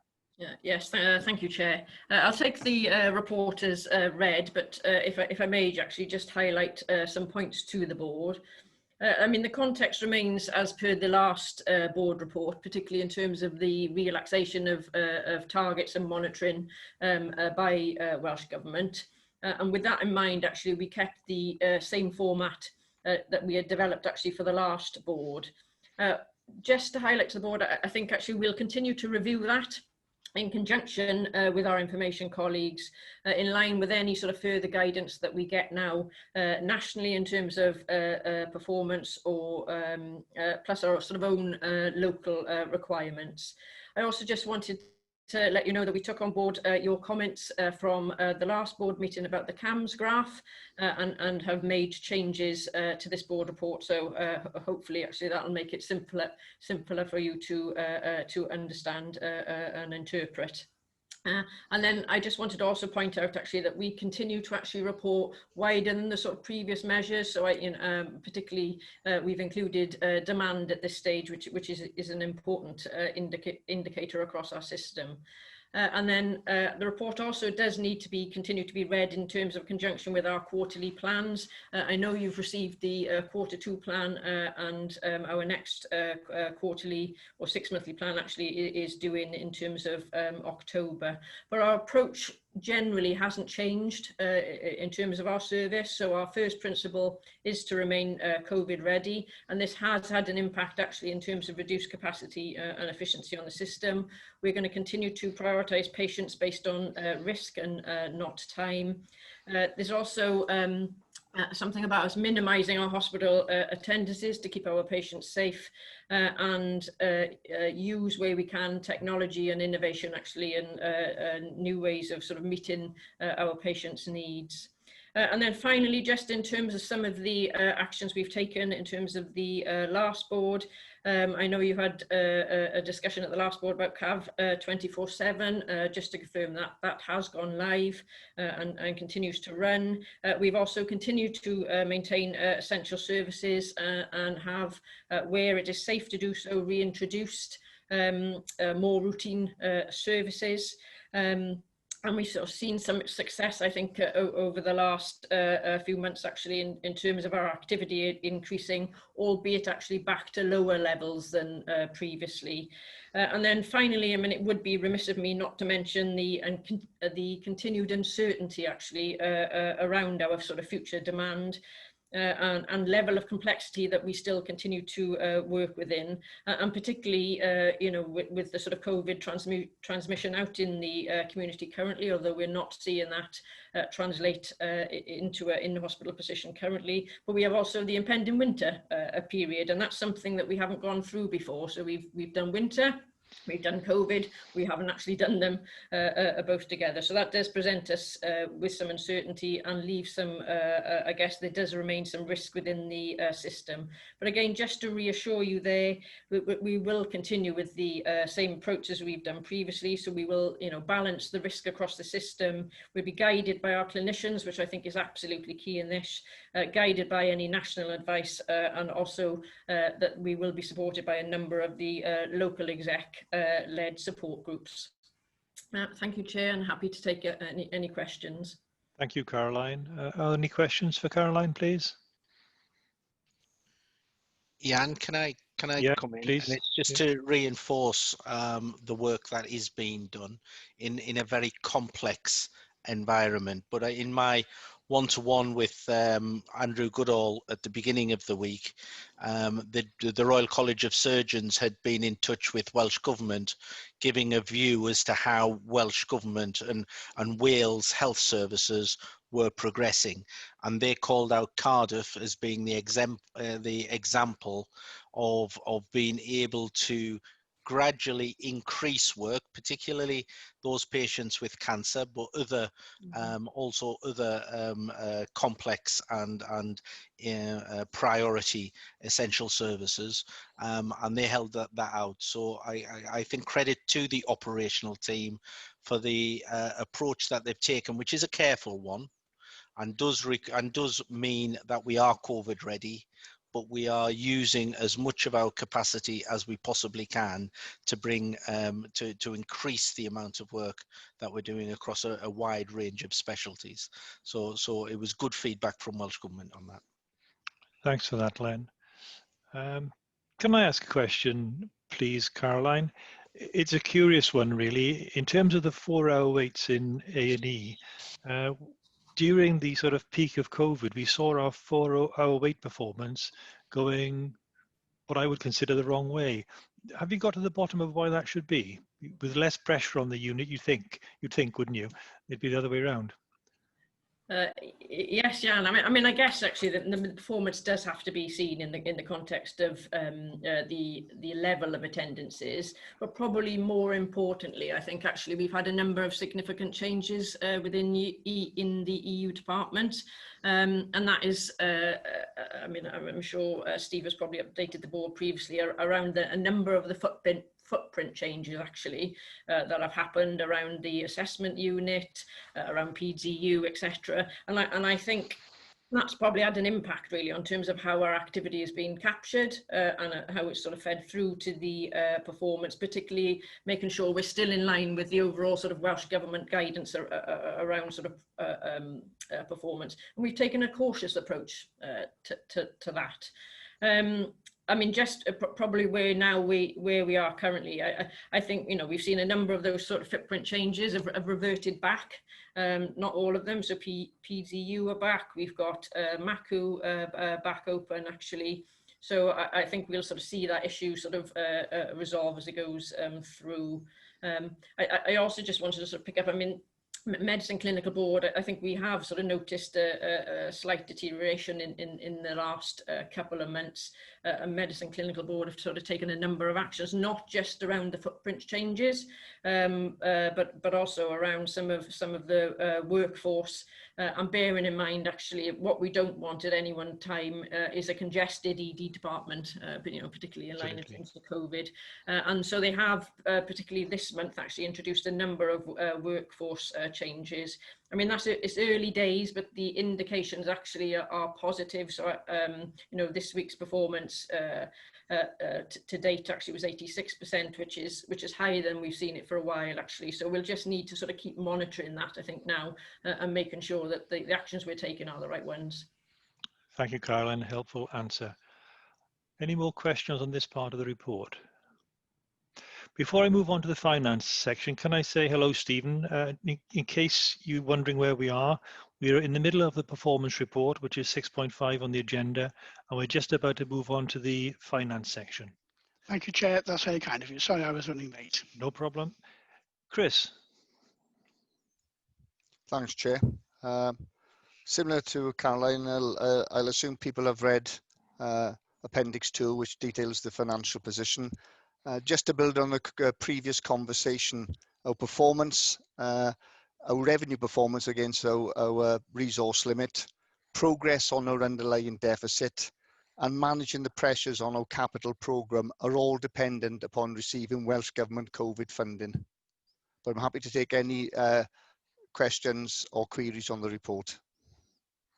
Thank you, Chris. Any questions for Chris? Just for board members to be aware, we did discuss this financial situation earlier this week in the Finance Committee, which was quite a good and in-depth discussion. So if there are any questions, just please flag them now. No? Okay. Are we happy to note the content of the performance report? Thank you very much. Okay, we're moving on now to items for review and assurance. And the first one is the outbreak at Llandoch and learning outcomes. Ruth? Thank you, Jan. Board members who attend private part of board and the Quality and Safety Committee will be familiar with this paper because we have discussed it first in private board and then in Quality and Safety Committee. The only area of this report that's been particularly updated was the graph that you can see on page 74, which now takes us up to the 10th of September, the date to which we were finalising this board paper. What you can see within that graph is the presentation of COVID within our hospital settings. And I'm pleased to report that it's 87 days now since we saw hospital-acquired COVID in UHW, 82 days in Llandoch. It's 9 days since a community-acquired patient was admitted to Llandoch Hospital and 1 day since a community-acquired patient was admitted to UHW. I think what this can show you now is the level of detail we have on a daily basis of exactly where our patients are and what their COVID status is. And that forms the daily data that we receive now at an operational level and for some of us at an executive level. You see within the report all of the outbreaks that we've had related to COVID, not just the particular one of concern on East 2. And they're here so the public can see that we're not hiding or we're being open and transparent about this agenda. You would hope not to get cross-infection of any kind within a hospital setting, but in a pandemic of this nature, it does occur, and the key is being able to take action quickly to address that. In the positive feedback we've just had from HIW, they referenced infection prevention and control in Rookwood. You can see within page 74 of this report that we did have a cluster of 11 cases, and the learning there at Rookwood actually was about the environment, but also around how patients share things with one another. And sharing things with one another has been a learning theme that we've had throughout all of this outbreaks where patients, where we've had environmental issues, but patients also share things with one another or hug one another before they're leaving hospital. So understanding that has been really important. I don't intend to go through the details because we did go through the details in the Quality and Safety Committee, but it is important to understand that East 2 was a significant outbreak for us with 31 patients being affected and 13 staff and occurred over a 28-day period. Within the report, it makes very clear about the action that was taken and that how it was managed and how we managed to get things under control quite quickly. And we're grateful to our colleagues in Public Health Wales who supported us with that process to ensure that they were robust. Quality, Safety and Experience Committee noted the outbreaks, they noted the action that had been taken, and they noted that there hadn't been any further outbreaks since those reported. One of the things they did ask me to raise on behalf of Quality and Safety Committee was the issue around social distancing, because that is a theme throughout every outbreak, that we were finding staff and patients were not socially distancing to the level that they should have been or wearing appropriate masks if they were unable to do that. So they're keen for boards to continue to push that message, please. That's the key agenda issues that arose from this agenda item, but I'm happy to take any questions, Chair. Thank you, Ruth, very much. And it's encouraging that we are so open and frank and prepared to be so. That's the only way we do extract the best learning we can from these situations. And that's been a difficult exercise for us, I guess, to go through that. But some great work to put it back on track. Any questions for Ruth, please? Could I ask No. a quick one? Yes, Gary. Jan. Ruth, this is probably. Thank you for the report. I mean, it's very detailed, and you know, it provides reassurance. Can I ask a very general question about the current or planned approach to asymptomatic staff testing? And possibly even asymptomatic patient testing. My understanding is that you know, this report is reporting cases that have been tested on the basis of symptoms presenting, but in terms of general screening of the hospital population, staff and patients, is there any plan or indeed any present action around asymptomatic screening? Gary, thank you for the question. I'm going to hand it over to Fiona Kinghorn and maybe to Stuart to see if either of them would like to comment, as they're probably more appropriately able to do that than I am. Okay, thank you. Chair, I wonder if I could pick up on the patient testing, and perhaps Stuart could pick up on the staff testing, if that's okay. Yeah, so that's there is fine. there is an intention, as far as we understand, that we will need to move to testing of all admissions into our hospitals. I'm not completely clear when that will start, but Welsh Government have signalled that. So that will be an addition to the pathway type testing that we're currently doing. And I'm happy to answer questions, but that's kind of as far as we are at the moment in terms of starting to look at the planning for that. And I'll pass to Stuart for the staff testing. Thanks, thanks Fiona, and thanks Gary for the question. There's been no change to our previous policy in this regard, which is that we have been offering antibody testing for people to understand if they've had previous exposure with various a variety of levels of positive antibody response in different clinical areas.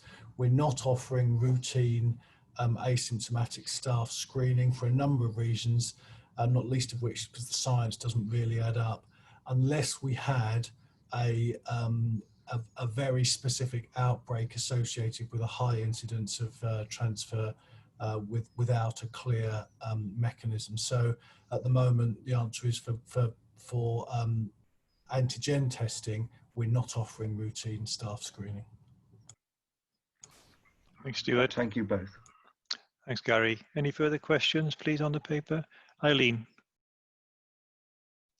Sorry, just Stuart, the science doesn't add up. Can you help me understand that a bit better, please? Yeah, sure. So it relates to the likelihood that someone's positive at a particular time, and yet asymptomatic, and yet infective, how often that would happen. So how often you'd have to repeat the testing to actually say that staff member was, say, you know, had a zero risk of transmitting an infection. And so if a test, if there's, say, 2 days after infection before symptoms when you might be infective, then the chance, so you'd have to repeat the test every 2 days, every second day, for all of your staff members to identify somebody. You see what I mean? And so if you did a test once a month, the validity of that test is about 2 days, and from that point onwards, that staff member can no longer be declared safe.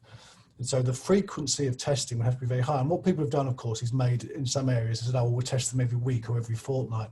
But that's just a significant compromise, and is actually giving a false assurance that individual isn't in that a asymptomatic infective period, rather than a true assurance that they're not. And of course, and when you then factor in false results, you then start, and with a background instance which has been low, then actually you end up in a situation where you're more likely to identify a positive which turns out to be a false positive than a true positive, and then you get all of the knock-on consequences of that, and genuine patient safety risks associated with that due to lack of staff. So it really just doesn't make sense to do that at the moment. Okay, thank you for that explanation. Sorry, Chair, could I come back in? Yes, Fiona, I Yeah, was on sorry. mute. Yeah, sorry. Just to say, to highlight and to build on what Stuart has said, that the importance of the other factors and other measures that we put in place, and we do have a tendency to rely on testing, and we all know, don't we, that it's such a large area of interest, and there's lots of concern and interest in it. But testing is only one part of a suite of protective measures, and physical distancing and hand washing are the two key ones, together with PPE, you know, clinically or face covering in with the public. So it's just really important to emphasise that there are a suite of measures, and testing is only one component part. Thank you, Fiona. No further questions? Thank you. Can I ask a quick question, please? Yeah. Of course, yeah. It's to do with antibody testing, and I'm asking because I suppose I had to make a decision on behalf of the council today, which was following I think it's from Welsh Government suggesting that domiciliary care workers should all have antibody testing. And I'm aware from previous discussions with Fiona that you know, we're struggling in terms of being able to deliver all of that, and so and I completely understand it. I'm not sure it's worth very much in terms of value, other than on an individual basis. I can understand some people feeling some reassurance or otherwise if they have it. So I suppose we agreed this morning to not do that, and I suppose I'm put myself in a position that I may get a lot of flack from the sector, who may well want to do it, and I suppose I imagined that the health board weren't doing it for their staff, but Stuart, from the sound of what you've just said, that they are doing it whenever anybody asks. I just think it would be helpful if we were as one in terms of what we offer our staff. So I don't know whether I've misunderstood or whether it's just in particular cases or you know, depending on circumstances. I'd be grateful if you could elaborate. Yeah, and so what you're very right in pointing out, Lance, is that we do not yet know that a positive antibody response infers immunity, although potentially there are studies being proposed that might help us answer that question. And at that point, suddenly the test takes on a lot more validity, doesn't it? If you get a certain level of antibody response and you could consider yourself immune to a certain level, then it is of real value. At the moment, I think the value is in understanding of population and previous exposure. And when I say population, I don't just mean the population of Wales or Cardiff and Vale, I mean the population of ITU or the population of haematology and so on, and helps us with that. And in our workforce engagement processes, which is where it really helped us in terms of showing that we were listening to our colleagues. I think your decision is scientifically correct at the moment, so I would support the decision that you've made. I think it's a genuinely appropriate decision. We haven't yet made that decision, but I think people are coming round to that, and it may well be the case that we choose to go down that path at some point. But I think I think keeping a weather eye on the research, which might actually tell us a lot more about the positive value of an antibody response. Could I come in again as well, Chair? Yes, Fiona. And just to Lance, what you're referring to is the request, the national request to us to test a percentage of the domiciliary care workforce, and we have discussed it, haven't we, in our TTP operational board, and one of the things we discussed at our TTP board last week was there are multiple competing demands and requirements, not least mass vaccination, which is on the agenda slightly later.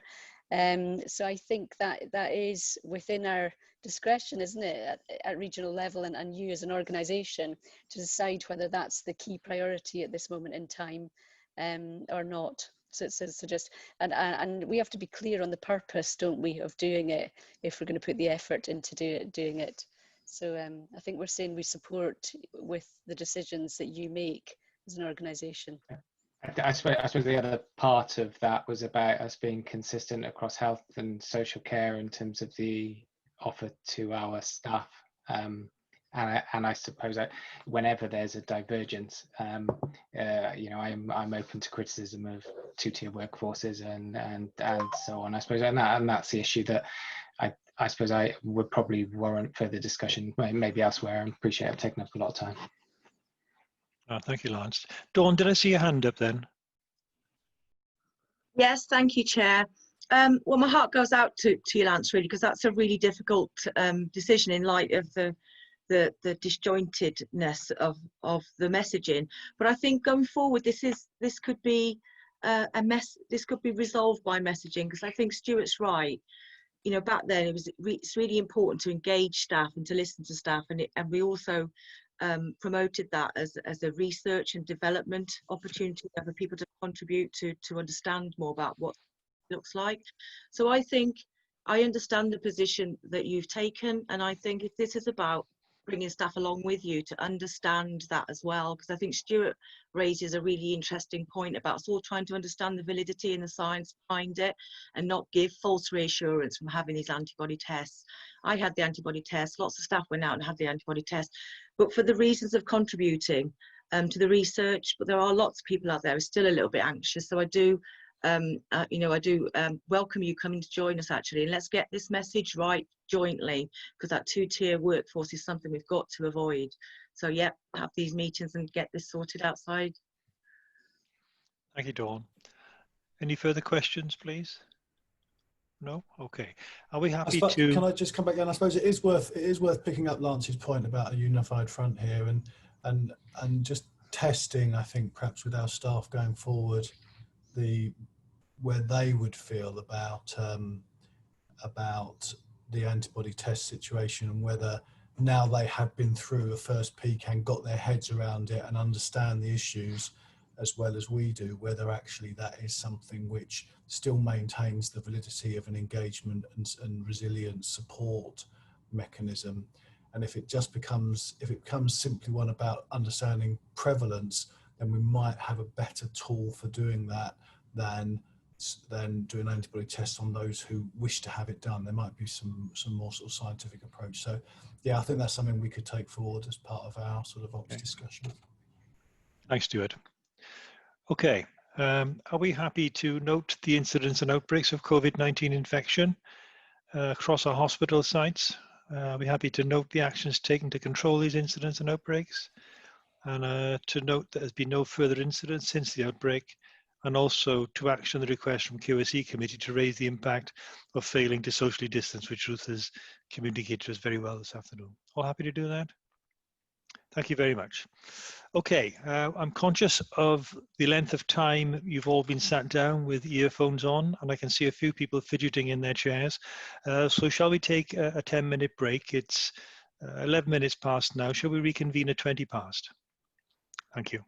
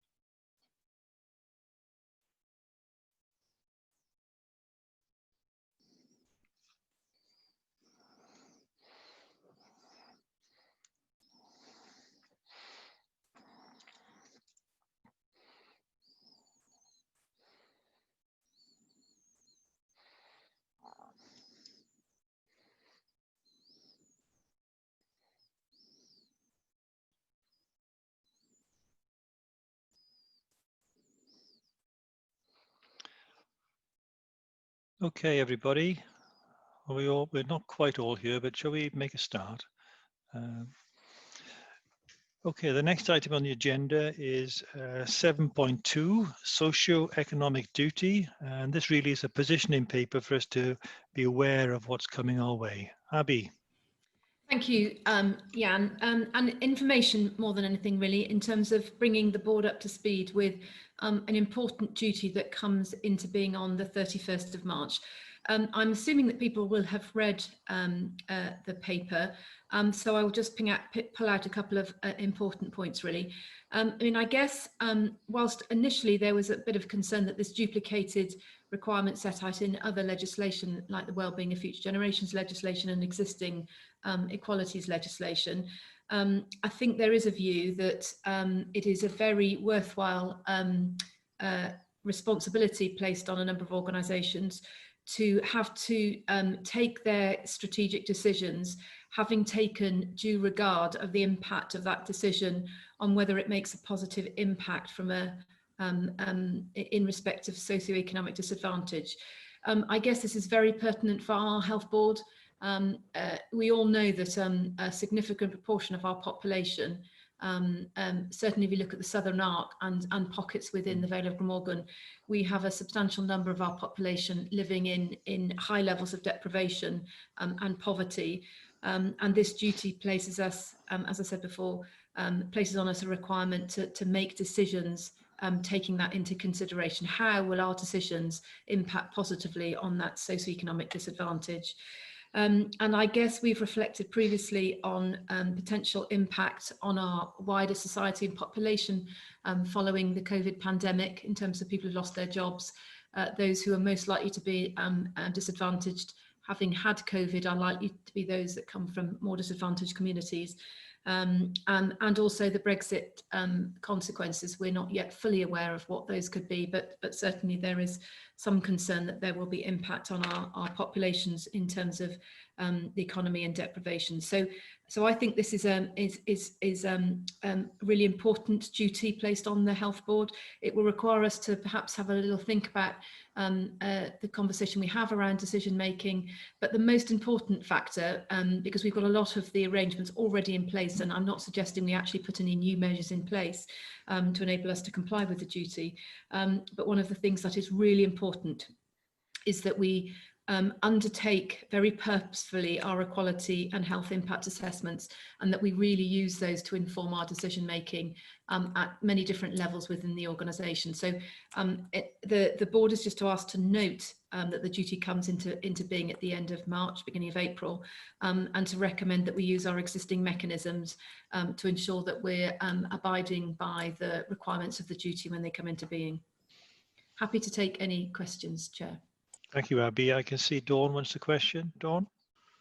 Yeah, thank you, Abby. I welcome this move, actually. I think it'll only strengthen, as you say, what we've already got in place and make it more transparent and engaging. I suppose my one plea is that we can work to strengthen the partnership arrangements around doing the equality and health impact assessments with the trade union. We've got lots of lead clinical board trade union reps with lots of experience, but they're often not engaged early on enough. Opportunity to revamp that, so it'd just be a plea to ask if we can get more engagement. Thank you, Dawn. One of the things, perhaps, I'll bring you in a second, Fiona. One of the things we're not particularly good at, perhaps, as a health board, is labeling things. So we might be undertaking a lot of this activity, but we don't describe it as such. We had a discussion in the Finance Committee earlier in the week about value-based healthcare, which is something we're doing fundamentally in the organisation, but we don't actually label it as such. So we need to be aware of this, I think, when we develop in our plans and our strategies going forward, that the socio-economic duty needs to be referred to on a regular basis. Sorry, Fiona. Yeah, no, thank you. I was just going to say I fully support this and support that it forms part of our routine processes. And I think just picking up on what you said there, Jan, we have many arenas of work right across the organisation and in partnership with local government and many other partners, you know, through the public service boards, through the regional partnership board, which deal with and tackle inequalities in health.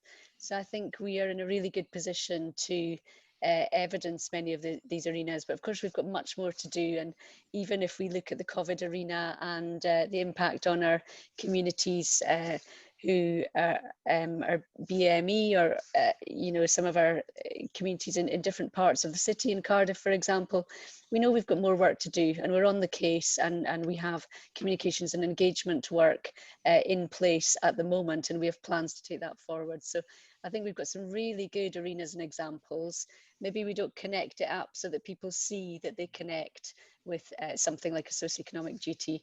But I think it being as evident and a clear expectation, I think we can make that maybe more transparent around the work that we're doing.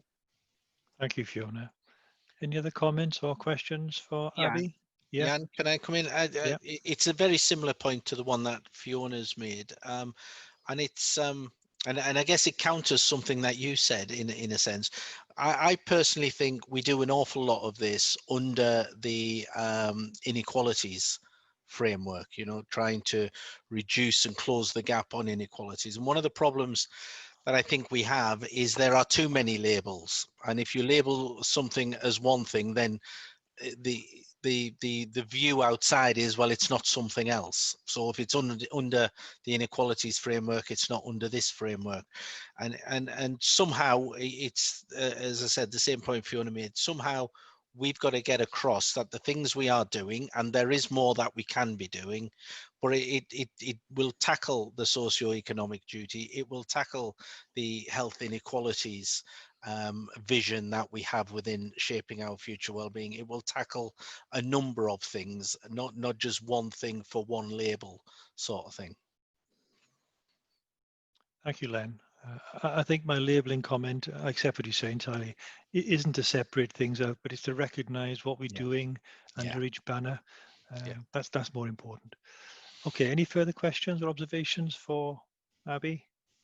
Okay, are we happy to note the requirements of the socio-economic duty, which actually comes into effect on the 31st of March next year, and support the approach outlined above? Yeah, thank you very much. Okay, next item, you're still on, Abby. It's the Winter Protection Plan, a verbal update. Thank you, Jan. So since the board last met, the government has published 10 days ago the National Winter Protection Plan.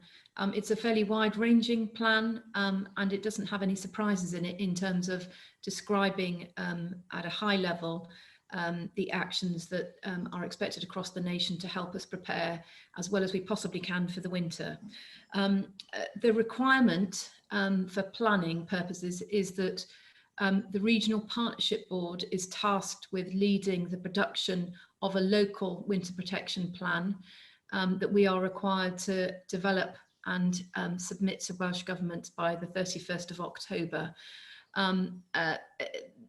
There is also a requirement of us as a health board to produce the Q3-4 plan, as you know from the board development session. And clearly the important thing is to ensure that there is absolute alignment between our Q3-4 plan and what we're articulating in the winter protection plan. The winter protection plan is interesting. It's being routed through the RPB because some of the actions will be broader than the remit of the RPB. So we'll have links across into the public service board arenas too, is my sense. But the driving partnership is through the Regional Partnership Board. So we are well underway. Just to give assurance that Kath Doman, who leads the integration team that supports the RPB, working with Lance, with Cardiff Council and the Health Board, is working alongside Lee Davis from the operations team and with Marie in terms of making sure that our plans are delivered on time and that they are plans that meet the requirements of our Regional Partnership Board and our Health Board. There is inevitably some requirement to respond to the areas that Welsh Government feel are important, and we will make sure the plan does that. But in a sense, the most important thing is that the plan is an articulation of what we have agreed locally we need to do to protect our population and our services as well as we can going into winter. One of the things that's quite difficult is at this point, and I don't know whether, Chris, you've had any further clarification yet, it is unclear about whether there will be any specific funding for winter preparedness. In past years, even when we've been told there wasn't going to be any winter money, there was winter money, but that can make some of putting in place some of the detailed plans that we need, or enacting those plans, quite difficult to do if we're not clear if there is additional funding to enable us to do those things or not, particularly when it comes to placing contracts and gearing up the domiciliary care sector, where we might be required to increase our community resource team for rehabilitation, reablement and step up to prevent people coming into hospital. So to give board assurance that we've got all the processes in place to produce the plan, broadly speaking, we're following the same process that we've used in previous years for our winter plan. But it's clearly quite a tight deadline, particularly with this lack of clarity about whether we're working within existing resources and needing to reprioritise existing resources, or going at risk on resources, or getting clarity that there will be some additional funding. So you will receive in the board development session in October, the plan will be that we would bring you an update on the winter protection plan that will need to be signed off by the Regional Partnership Board. It is likely that the deadline for our Q3-4 plan will be 2 weeks earlier. I think we're expected to submit that to Welsh Government on the 16th of October. Again, we haven't had the final guidance from that. It's coming through to Chief Executives and Accountable Officer letter, we understand, but we haven't received the guidance on that yet either. So apologies, it's a verbal update. At this point, we haven't got draft documents to share with you, but to give you assurance that we have the processes in place with the risks I've outlined, really, in terms of working with some unknowns in terms of resourcing, but being very clear where the key areas are going to be for us in terms of enabling that we can respond to winter. Thank you, Abby. Happy to pause there and take any questions. Obviously, it dovetails in with the plans that Len has already alluded to. So the mass vaccination plan, the protection plan that's already been submitted. So there are a suite of documents that all come together that we need to ensure are referenced and aligned so that we're not duplicating, but equally we haven't got any gaps between our suite of plans. Thank you, Abby, and I appreciate the update. As you know, I'm keen that the board has the opportunity to review these plans whenever possible before they're submitted. And I also appreciate the tight deadlines you're working to and you have to comply with. So this update will help the board, I'm sure, along the way. I can see that Chris wants to come in, but Len, is yours an old comment there that I've missed? You're muted, so I presume that you don't want to come in. It's an old comment. Okay, thank you. Sorry, I apologize for missing that. Chris. Yeah, just to answer your question, Abby, we are expecting an additional allocation. Welsh Government did say that they would issue an indicative allocation at the same time as the guidance comes out, which quite clearly hasn't happened. But what we don't know is how much that allocation would be. They were going to issue an indicative allocation in order to provide some assurance that we were planning within a level of known resources. So I would imagine that should follow, but you never can tell in the very near future. Thank you, Chris. Caroline?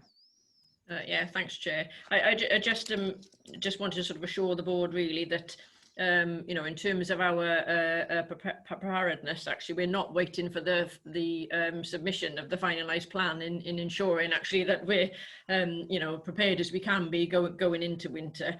I mean, you know, for those of us in ops, or for those of us actually on the score, I mean, we've been through a number of winters operationally, and have a sort of a formula, if you like, in terms of learning from you know, what happened in terms of the previous winters and how each of the sort of schemes we put in place worked. I mean, as Abby said, I mean, that is developed actually across the system, so with WAST, with our local authorities partners, And those actions sort of range from, you know, sort of our escalation processes during the winter, flu vaccination, obviously in terms of that, in-hospital capacity, which we already have determined a plan for, and then as well how we can work with our local authority partners actually to safely and timely discharge patients, as well as keep those at home. So I just wanted to provide the board with some assurance actually that work is well underway.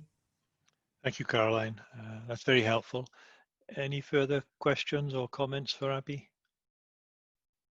Okay, well, thank you for the verbal update, Abby. We look forward to seeing the completed document in due course.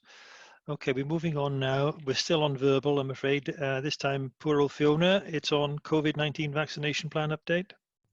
Yeah, thank you very much, Chair. And just to say that we did submit a high-level plan for COVID mass vaccination. It wasn't within the timescales to submit the papers to board, but it would be, I think I would be comfortable if we circulated a copy to independent members. It may not all be public information, so perhaps not for sharing wider. So just to give a brief update, if that's okay. So there are currently around about 176 vaccine candidates against this virus, and 33 of those have entered clinical trials. And there are 2 vaccines currently in the most advanced phase 3 trials, and that's the Oxford AstraZeneca vaccine and the BioNTech Pfizer vaccine.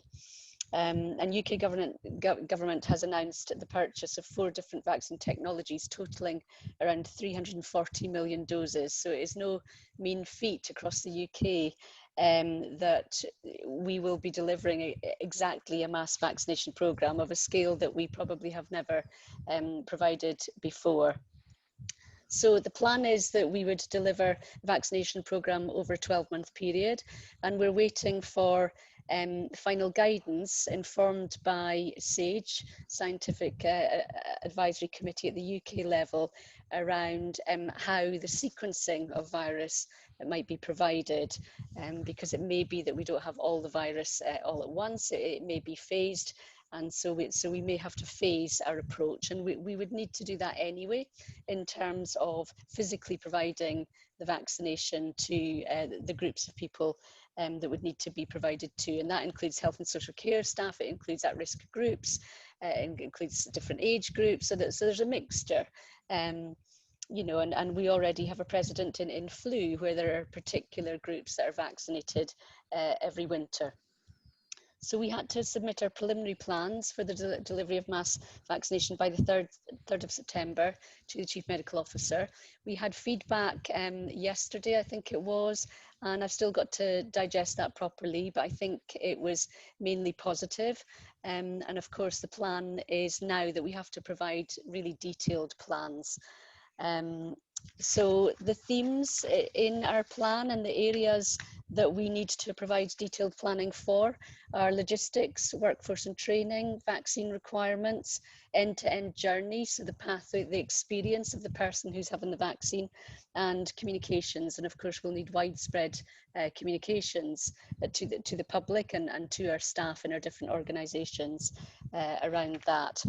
So we are on the case. We are in stages of development of that costed plan, because this will need to be funded. So we will have to develop a more detailed plan and to bring that to management exec and through board as to the expected requirements. So we're currently in the early stages, I guess, of working up that detail. And there are some real urgent arenas, such as if we want to get the digital arena up and running for this, then we need to have venues absolutely clearly defined and delineated, and that includes mass vaccination venues. It's no mean feat, and so different areas are at different stages in their planning, and you know, there's a neighbourhood area who's already looked at estimates for staff. And you know, they are looking at over 100 immunisers and nearly 300 staff for clinic operations, for example, 30 staff for booking and reporting, and a small pharmacy workforce. So just to give a sense of the scale of the staff required. And it is a challenge because we will also need staff for multiple other arenas over the winter. So that's probably sufficient, I think, at the moment in terms of a broad outline of the mass vaccination programme, but it is in train, and it would be later towards winter when we would expect to commence that, but timescales can change, so I wouldn't want to absolutely commit to a start date at the moment. Thank you, Chair. Thank you very much, Fiona. And before I open it up, at our independent members meeting earlier this week, we did talk about the flu vaccine programme as well, and that, with the extra demand that's going to place on the system, and possibly COVID vaccinations running alongside, how do you anticipate us being able to manage those workloads, Fiona? So what I should have said is it's a kind of jargonistic term, but we anticipate a kind of blended approach to provision. So we will need different groupings of staff to deliver to different groups of the public or our staff groups. So we've had a flu plan for some time. We were on the front foot with that, and we've already started flu vaccination. So most GP practices will have had some deliveries of vaccine, and we are already starting to vaccinate our staff, for example, and that's health staff. And Caroline, yes, I note you, thank you very much for publicising that you'd had your vaccine. So I think we're on the front foot with that, and it may be that there's a good timing in terms of sequence, that we can have done a lot of vaccination for flu before we start mass vaccination. But it is a challenge, and there may be some overlap, and we're currently working through in detail what type of workforce would we need. And for example, in the arena of mass COVID vaccination, the regulations, and Ruth may want to comment here, but the regulations will change to enable healthcare support workers, for example, to be able to provide the vaccine. That will come a little bit later in the year, but nevertheless, it will be a real asset to our provision of mass COVID vaccination. I don't know if Ruth wanted to comment on that. Thanks, Fiona. I think this is a really important piece of work for us, because without this piece of work, we will not have sufficient registrants to actually be able to vaccinate and provide winter wards and provide COVID environments and health visitors moving back into critical care. And you know, it is a master plan that we have around nurse staffing. It's constantly changing every day, as I'll come on to shortly in the ACT paper, but it will help us considerably if we are supervising and supporting staff who are vaccinating. Now, who those healthcare support workers could be is also very important. I'm not suggesting we necessarily take our students out of university. They need to continue their career so that they're ready for us when we're post-COVID. But there may be opportunity for them to become healthcare support workers and earn a little money at the same time as we need them to be vaccinating for us, and they develop a skill. We're able to train them, and they will be competent when they come back to us in other ways. So there's opportunity here, but we will need that legislative change before we are able to make some of this happen. And of course, we always need run-in time to train people. Thank you, Ruth. Stephen, you want to come in? Yes, if you don't mind, thank you, Chair. Just to say that obviously with the mass vaccination programme, if anything we can do to help with the comms side of that would be really helpful, and the CHC would obviously want to publicise that as far as possible. With the local flu vaccination campaign that's going on at the moment, there's a bit of public angst about what's available, what's not available at the moment, and that's causing some confusion with patients as to some GPs have started it, some people haven't. So maybe I'll go and have that conversation outside this meeting, but I just want to flag up there are some concerns we're flagging up about the current flu system and where to get vaccination programs in place. So maybe we can have a conversation outside the meeting on that, Fiona. Yeah, I'm happy to do that, Stephen. And just to comment, obviously, GPs do their own ordering of flu vaccines, so I think it probably depends on the timing of, and often there's phased deliveries. So I think that's probably the reason. But if we need to pick up anything with regard to comms, you know, we could do that. Maybe drop me an email, or we could have a conversation. And thank you for your offer as well. Yeah. What I would say, Chair, to bring you back on that, is I think that's the issue.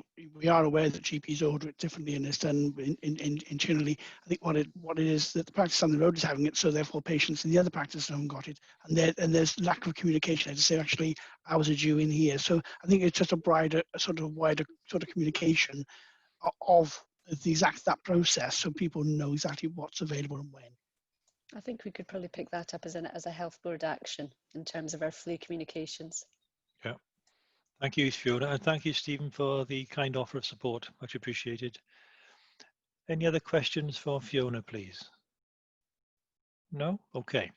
We're moving on then to the next item, which is the Public Service Ombudsman letter. It's his annual letter, actually. Ruth. Thank Are you, you Jan. there? Yep. Very little really to say about this. Is fairly self-explanatory. We will take a more detailed report to Quality and Safety Committee looking at the detail of those reports that we've had from the Ombudsman. Within his letter this year, he does refer to a relationship manager. We haven't actually had a relationship manager with the Ombudsman for the last 2 years because he didn't feel we needed one. So we have gone back to him just to question that. His view is we still don't need one. So he may well issue a refresh letter stating that, but we're not to expect somebody, and we're to continue with the work that we're doing. I'm happy to take any questions, really. Thank you, Ruth. Can I just, before I open it up, can I just make sure that in following this letter through, that the Quality and Patient Experience Committee will actually make sure we respond to this letter by the 30th of November as requested? We will do that, yes, Chair. Thank you. Okay. Questions, please, for Ruth on the Ombudsman's letter? Oh, none at all. You got off lightly there, Ruth. Okay, are we happy to note the findings of the Ombudsman annual letter and the fact that we need to respond by the 30th of November? Thank you very much. Okay, Nurse Staffing Act, Ruth. Yes, I promise I will be quiet shortly. There are quite a lot of reports for me today, so I apologise for that. And this is our annual report, actually. So the board will be aware that for the last 3 board meetings, we have provided an update on where we are with the Nurse Staffing Act, predominantly due to the level of changes that we've been making at times on a daily basis to the environments that we're providing care. But we were due, in line with the Act's requirement, to present an annual assurance report to board in May 2020. In line with our Once for Wales approach that we've taken, it was agreed with the CNO that we would actually delay and provide the report now in September. So this is, in fact, a backdated report and relates to the periods of April 2019 to April 2020. Therefore, not actually as up to date as the report we brought last time, but it is a matter of record and demonstrates the work that is ongoing in relation to the Nurse Staffing Act. I think it is important for us to understand that it is very challenging trying to maintain the records around the Act, particularly around the deployment of staff in a COVID environment, because as we've talked about a lot today, the allocation of staff on a day-to-day basis, shift by shift basis, can be quite challenging and needs to be done taking into consideration the risks that we are balancing at that time. So that is being recorded, and we are doing our best to ensure that the detailed report, which will require to come back in the spring of next year, will address all of the things within the Act that we are required to do. But the challenge we're facing here is no different to the challenges they're facing in other health boards. They were the only areas I wanted to highlight today, Chair. Happy to take any questions, as always. Thank you, Ruth. Is your camera not working, or are you shy? Thank you. Nice to see you, Ruth. Thanks for that summary, Ruth. It's an important area, and I guess a lot of independent members will, as indeed executive colleagues will be, genuinely concerned about the work pressures of our nursing complement, especially throughout COVID and possibly with a second wave heading our way now. So very timely in some ways. Any questions for Ruth, please? No? Okay. Are we happy to approve? Jan, I'm sorry, I was very slow in unmuting. It's Gary. Okay, come in, Gary. Yeah, a sort of tangential question, really, for Ruth. It's really to ask if there's any update on the strategy around nurse recruitment and retention. I mean, the last time I asked a question about this, I mean, there were all sorts of initiatives, but that was a little while ago, and it was certainly pre-COVID. I just wondered if there's any further development in that strategy around recruitment and retention of nurses. Thank you, Gary. I'll answer some of that, and then I'll hand over to Martin because he may have some more detail for me. But first of all, I'm pleased to say that the recruitment of overseas nurses continued well. Even through the COVID period, we managed to secure some staff before the peak. Those staff have gone on to do well, and thanks to the help of the NMC and the arrangements they've put in place for the OSCE testing, only last week 10 of our overseas nurses passed their OSCEs. And we have tried to prioritise those nurses to ensure that they continue to have the supervision they need, so that when they were ready, they were able to pass. And I think to a greater or lesser extent, the COVID pandemic has meant that they have developed their skills at really quite a fast pace. But of course, many of them are already registered in their own country. So we have had to look at them individually to see where we best allocate them to get the skills required. So I'm pleased to say that that is progressing. At the moment, we are not recruiting from overseas, although we are constantly looking at that. But there are some countries that are closed to recruitment. The Philippines is one of those, although I understand we can still recruit from India, and we are looking at that. Martin, I don't know whether you wanted to comment on that, and then I'll come back on retention. No, I think you've covered it pretty well there, Ruth.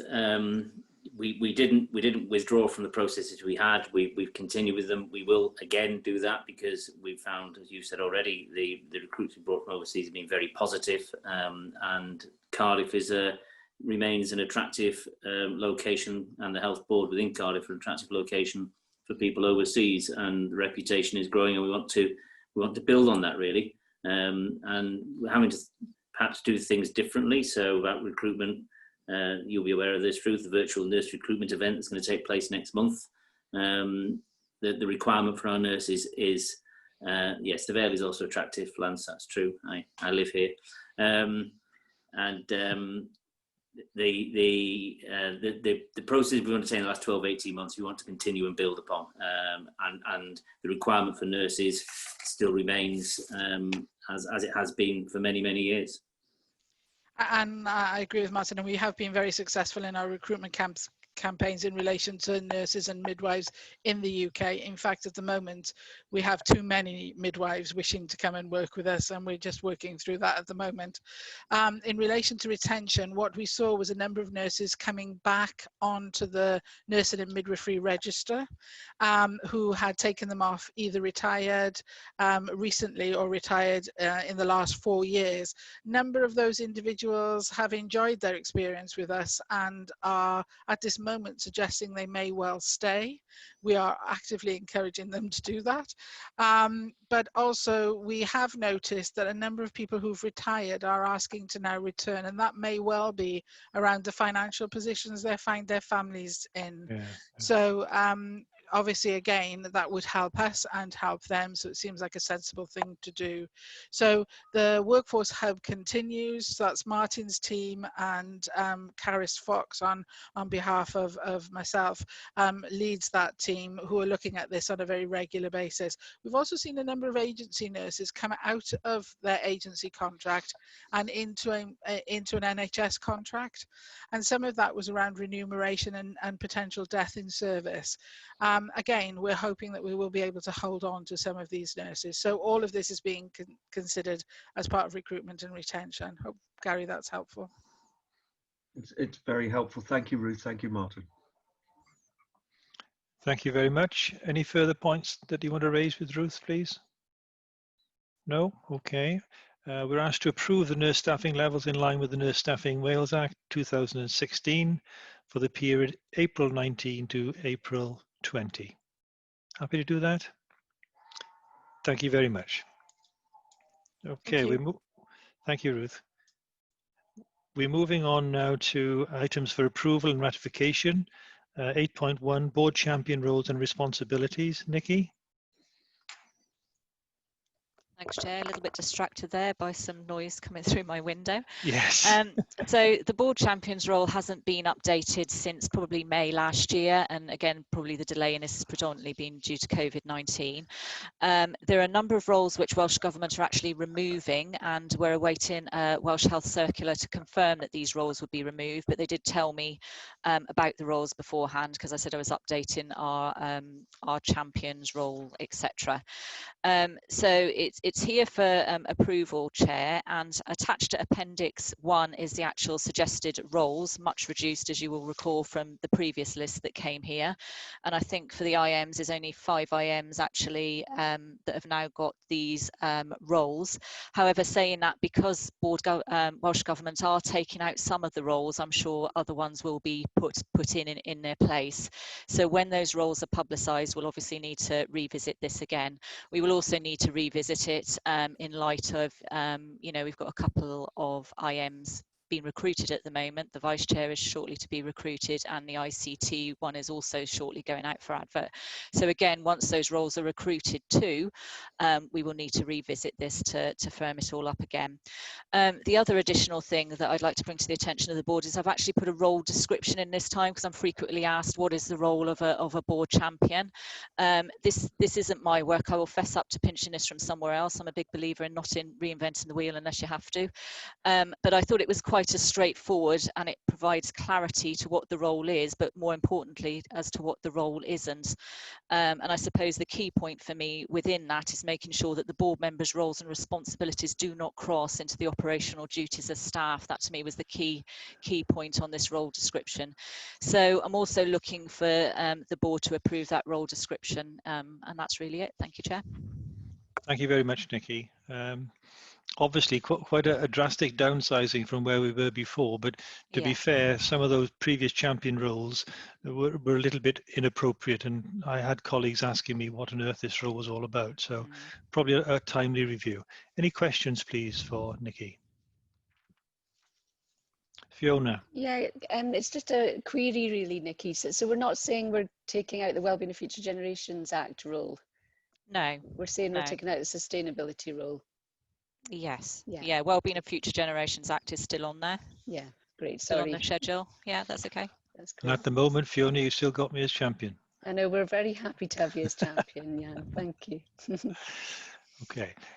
If there are no questions, are we happy to approve the proposed board leads and champions as set out in Appendix 1, and approve the board champions role description as in Appendix 2? Yeah. Thank you very much. Okay, we're moving on now to the Director of Public Health Annual Report, a presentation from Fiona. Thanks very much, Chair. And I've got a few slides. So you do have a few documents in your pack, so you've got the detail if you want it.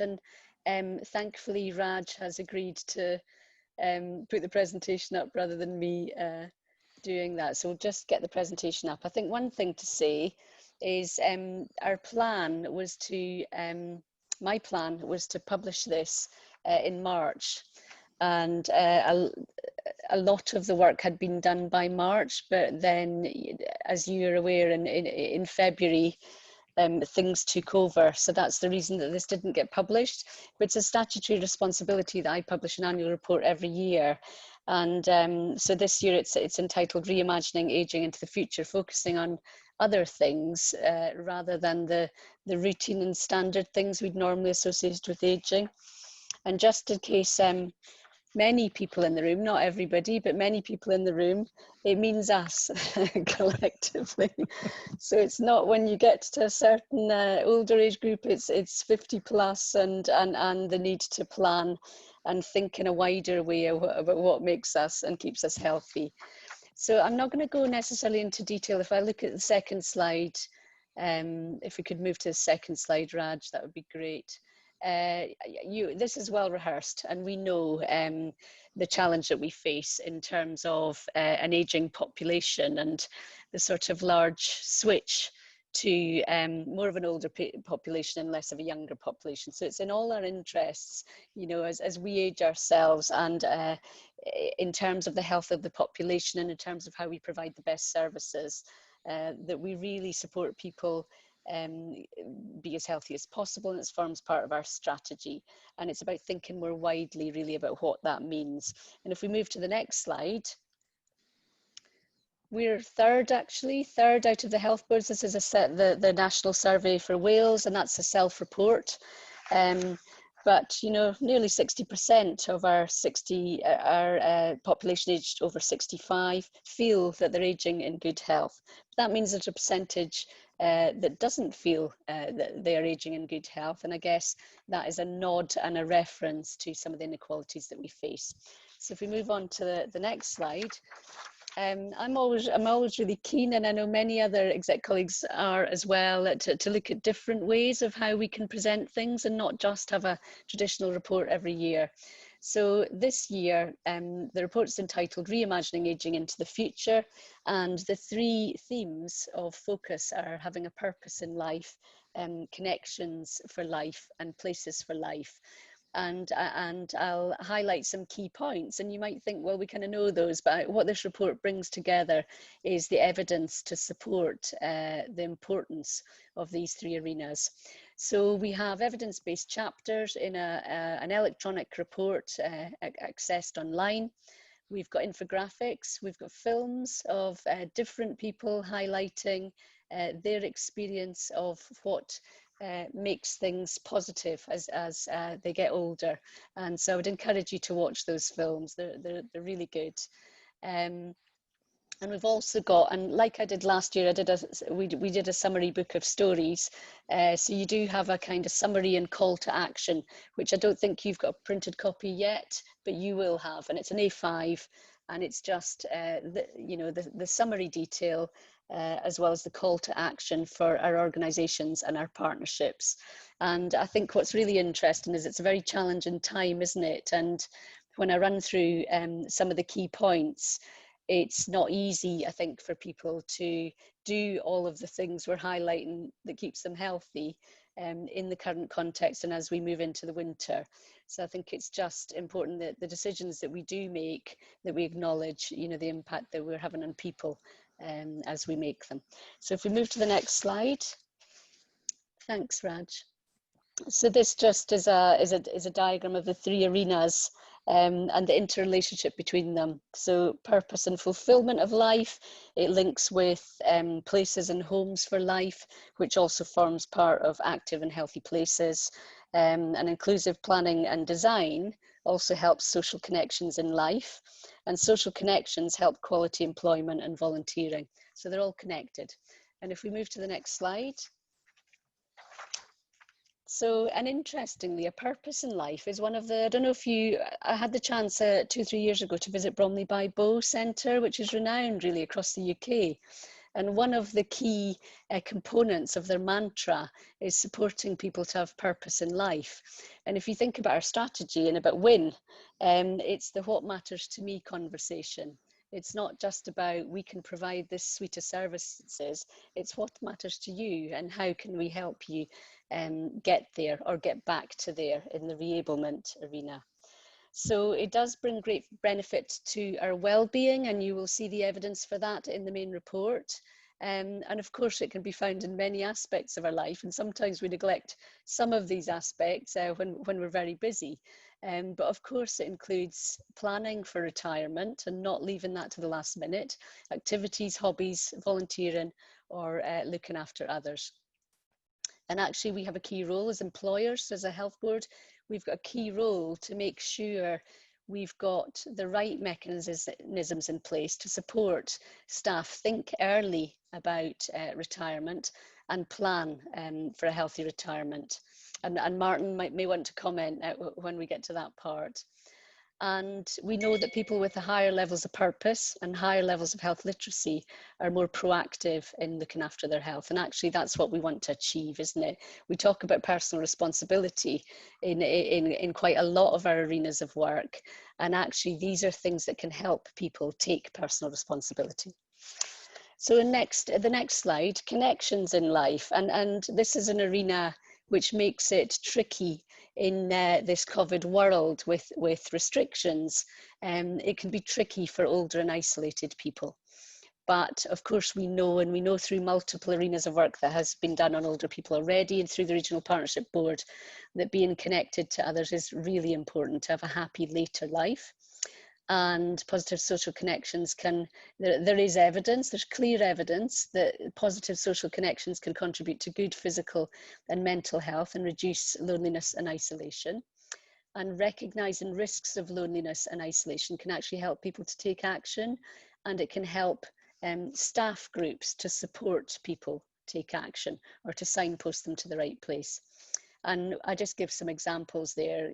You know, we know them, but it's about connecting these things up, that those things are important to older people in helping them stay healthy for as long as possible. So social prescribing, digital technology and volunteering opportunities. And it's really, you know, older people are an asset, aren't they? And they can provide a huge amount to society. And it's about thinking as we age, the statistics in terms of the large percentages of older people is an asset in our local communities. And then lastly, places for life. And this takes things into the planning arena. If we can move on to the next slide. So the physical environment is really important. It's really important for all of us, but it's also particularly important for older people. And that's about access to things like shops, to local services, the ability to see friends and family. You know, how often do we hear that transport's a core component of feedback when people highlight what they would like to see locally? Age-friendly environments, and in the booklet, which I think you have got on your admin control tablet, there is a clear definition of what age-friendly environments are. And actually, as Cardiff PSB, we signed up to become an WHO age-friendly environment and a commitment to that. So I think that's really important. And good urban design can be really supportive for aging well. And of course, we know that the dementia-friendly environments work and how we spread that across Cardiff and Vale is absolutely key. And housing quality forms a key part of that as well. So just briefly, key messages for the public. So plan early for retirement. Don't leave it to so far on that actually you have no time and suddenly you're retired. And find out proactively if there are options for support and training for you, and that includes financial needs as well. And we actually did, as a health board, we did some work on with our staff, and one of the things they felt, that a percentage of staff felt, is that they possibly didn't plan financially for retirement. So it's an important part. The importance of having something social and something to do rather than a straight drop between stop work, what do I do now? So joining a group, volunteering, trying new activities, local libraries and local assets and community centres are obviously completely helpful in that regard, and our local authorities play a key role in that regard too.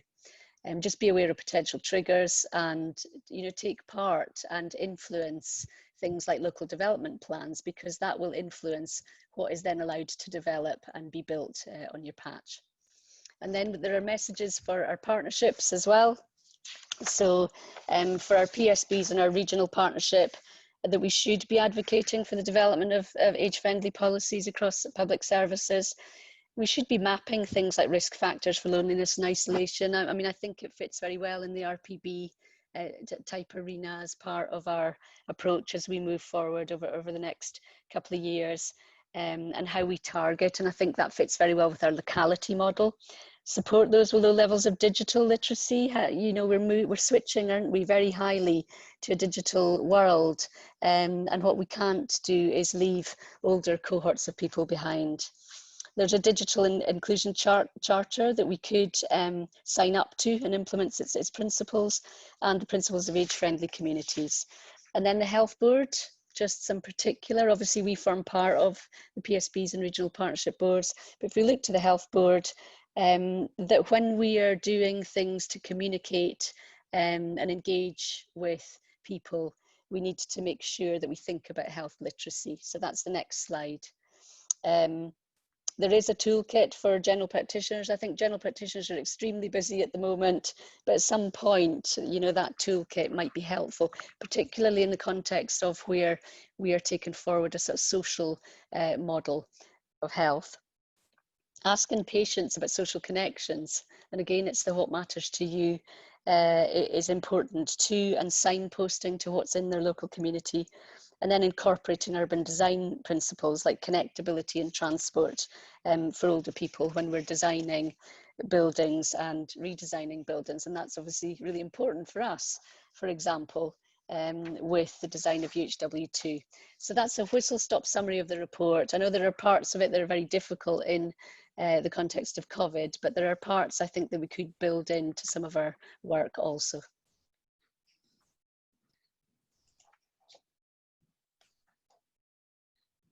Thank you, Fiona.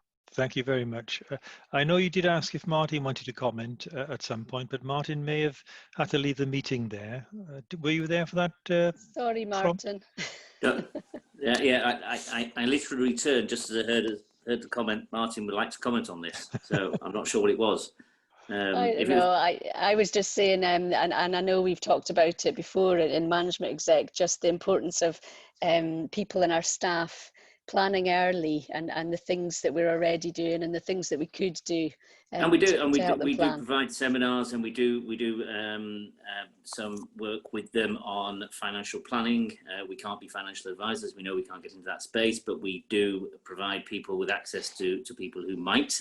And we do have sort of wind down policies, and we have the retire and return policy, which is unique to really a health board. Other organisations wouldn't do that. So we are quite active in that space, and we know we've got an ageing workforce, and that's we will need to continue. So yeah, I would support your comments, Fiona. Thank you, Martin, and thanks, Fiona, for a very comprehensive presentation and a really good report. Thank you for that. Any questions, please, for Fiona? John. Fiona, I was just interested, your views around the part GPs can play when they become aware of support required around low levels of digital literacy. I'm just thinking when they know someone comes in to try and get assistance and they can't use the technology, you know, how we can help in that area.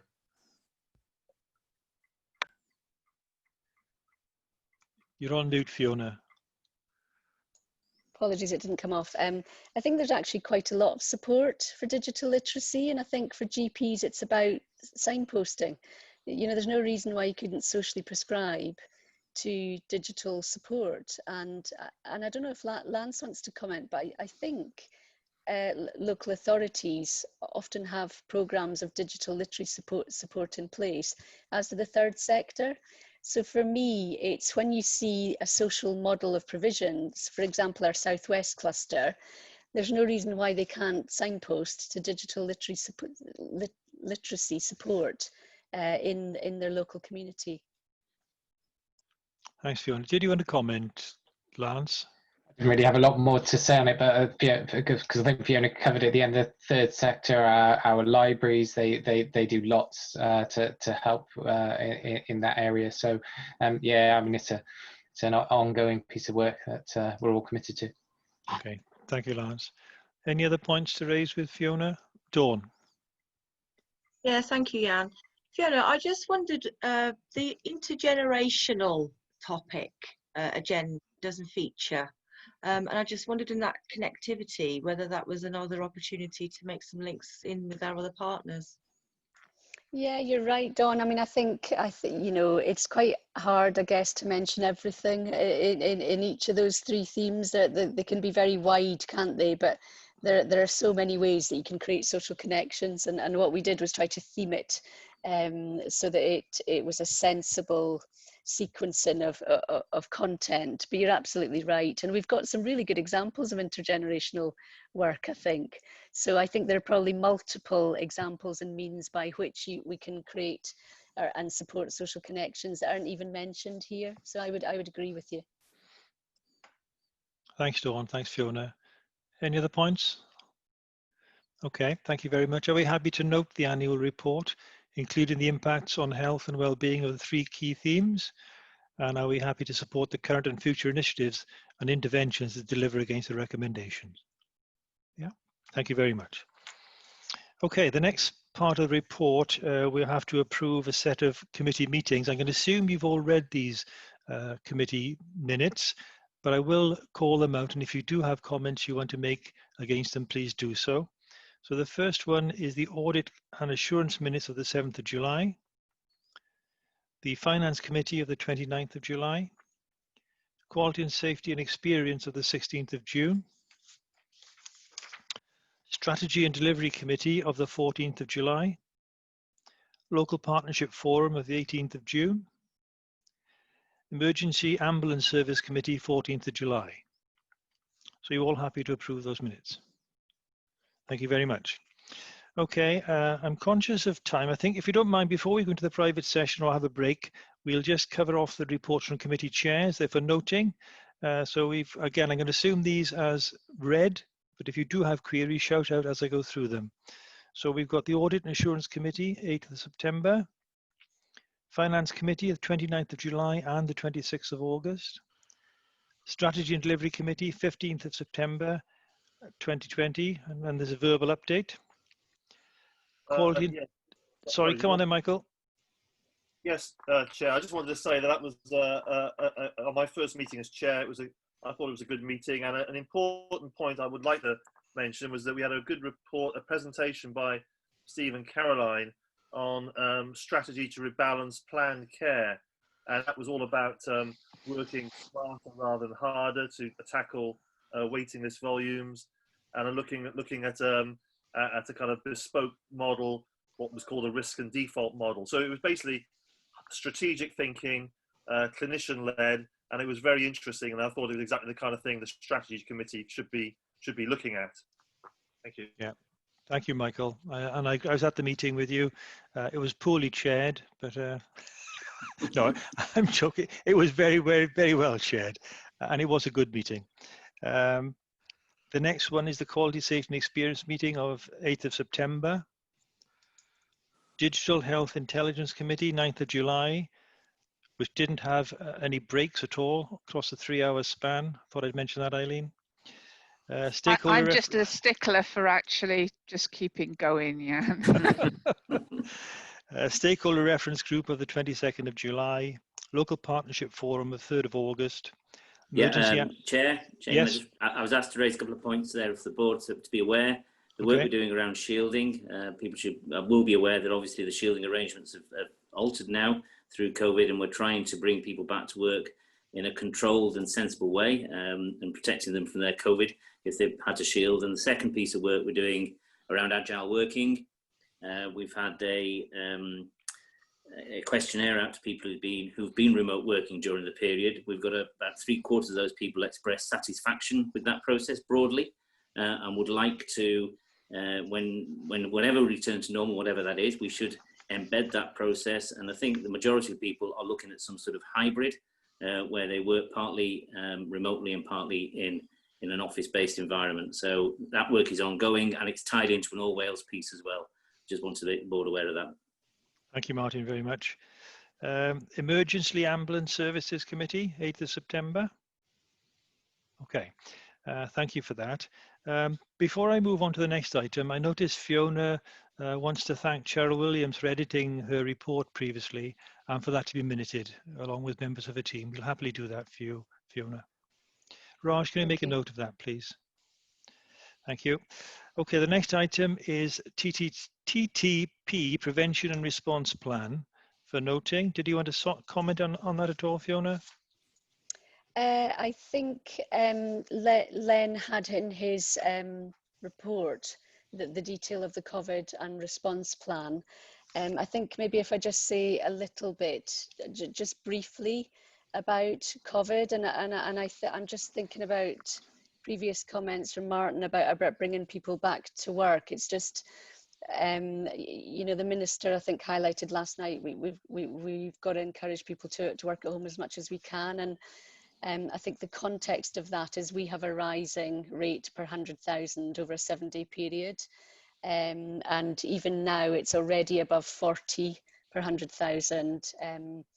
over a 7-day period for Cardiff. And I haven't got the exact figure, but it's almost 30, if not slightly over, for the Vale of Glamorgan now. It's a kind of moving feast. So we are quite challenged with COVID-19 and the pattern and spread in Cardiff and Vale. We have bigger numbers in Cardiff, but the rate is also rising in the Vale of Glamorgan. From Welsh Government, we received almost a week ago a guidance on thresholds for actions for incident management teams, and what the meaning of that is pan-region incident management teams, not the incident management teams we would have for particular small clusters, with a rating of case incidents and a RAG rating from very light amber, amber, red, and also a comment on test positivity. And our test positivity is also going up. So we did meet as an incident management team meeting on Tuesday, and we also rapidly had a leadership group, and in between there was a political leadership group as well. We made some recommendations to Welsh Government. Most of those were local and within our gift, and we are actively putting those in place. We met again as an incident management team today, and again we have made some recommendations, and I can't highlight what those are yet. We are currently waiting for a response from Welsh Government. So I think for me it's a clear message that the rate is rising, prevalence is rising in Cardiff and Vale. We're surrounded by areas that have local health protection areas in place with increased restrictions. And so I do need to highlight to board that we're starting to see not only a rise in prevalence, but a rise in many of the other indicators. It's not yet, as Caroline highlighted, translating into admissions, although it is highlighting into things like 111 calls and those types of arenas. And what we see if we look at age groups for prevalence, although it was the 20 to 30 and the 30 to 40 year old age groups where the main prevalence was, it's now eking into higher age groups, and it's you know, in a few weeks' time I think we will start to see increased admissions. So I think it's important that I state that and highlight that we're proactively both within our organisation and with partners, particularly the local authorities and the police, looking at actions we need to take. Thank you, Fiona. Yeah. Very important message for us to receive. Any questions for Fiona on that? Okay. Yeah, Who's that? Sorry, Dawn? Chair. I put a quick question in the chat, Bob. I appreciate you can't always see it. It was just, Fiona, do you know what the percentage of our staff that travel out of area into work in Cardiff? I don't believe it's a very high percentage, Martin, but is it? I don't know, but just to say, Dawn, that where there are travel restrictions, there are exemptions. There are 15 or 16 exemptions, and that includes things like essential travel to work. It's about the nuance and understanding about what essential travel to work is. And of course, clinical staff have to come into work, but there are many others who don't. And it is a really key arena we do have to give attention to. Yeah, I was just thinking that's easy wins. If we've got those staff that could work from home that live out of area, that would be, you know, the tier group. And clearly, Dawn, that's the message that we're being carried in the partnership forum. When I mentioned that, you know, post shielding, because we're no longer shielding formally, we have to try and get people back in gainfully into work. That might not actually mean physically in work. It might be actually doing things remotely. And we've got to start thinking about work is not a location, work is an activity. Right. Yeah. Yeah, absolutely agree. Really support the approach that you've taken, Martin, the agile working and so forth. Yeah. You know, we know that we've got the same issues, you know, the IT provisions, the rest of it, but we're working through it. Yeah. Thank you, Dawn. Thank you, Martin. And thanks, Fiona.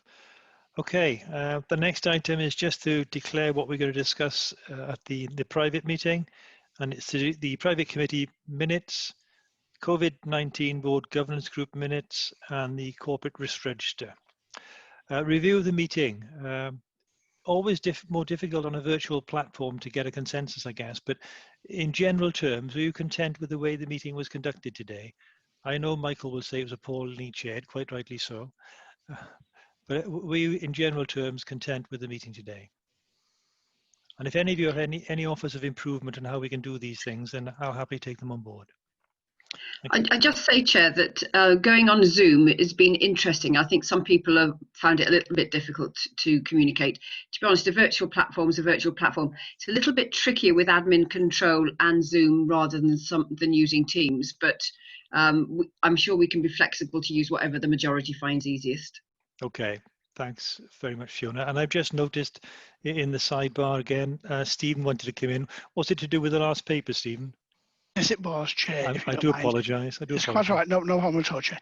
It was on, just that you know, we're getting some feedback from the patients about the testing facilities within Cardiff and Glamorgan. I've had a number of calls this week where patients have been sent to Aberystwyth.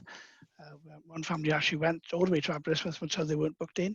They had to come over to Cardiff again, and and still having difficulties with getting testing.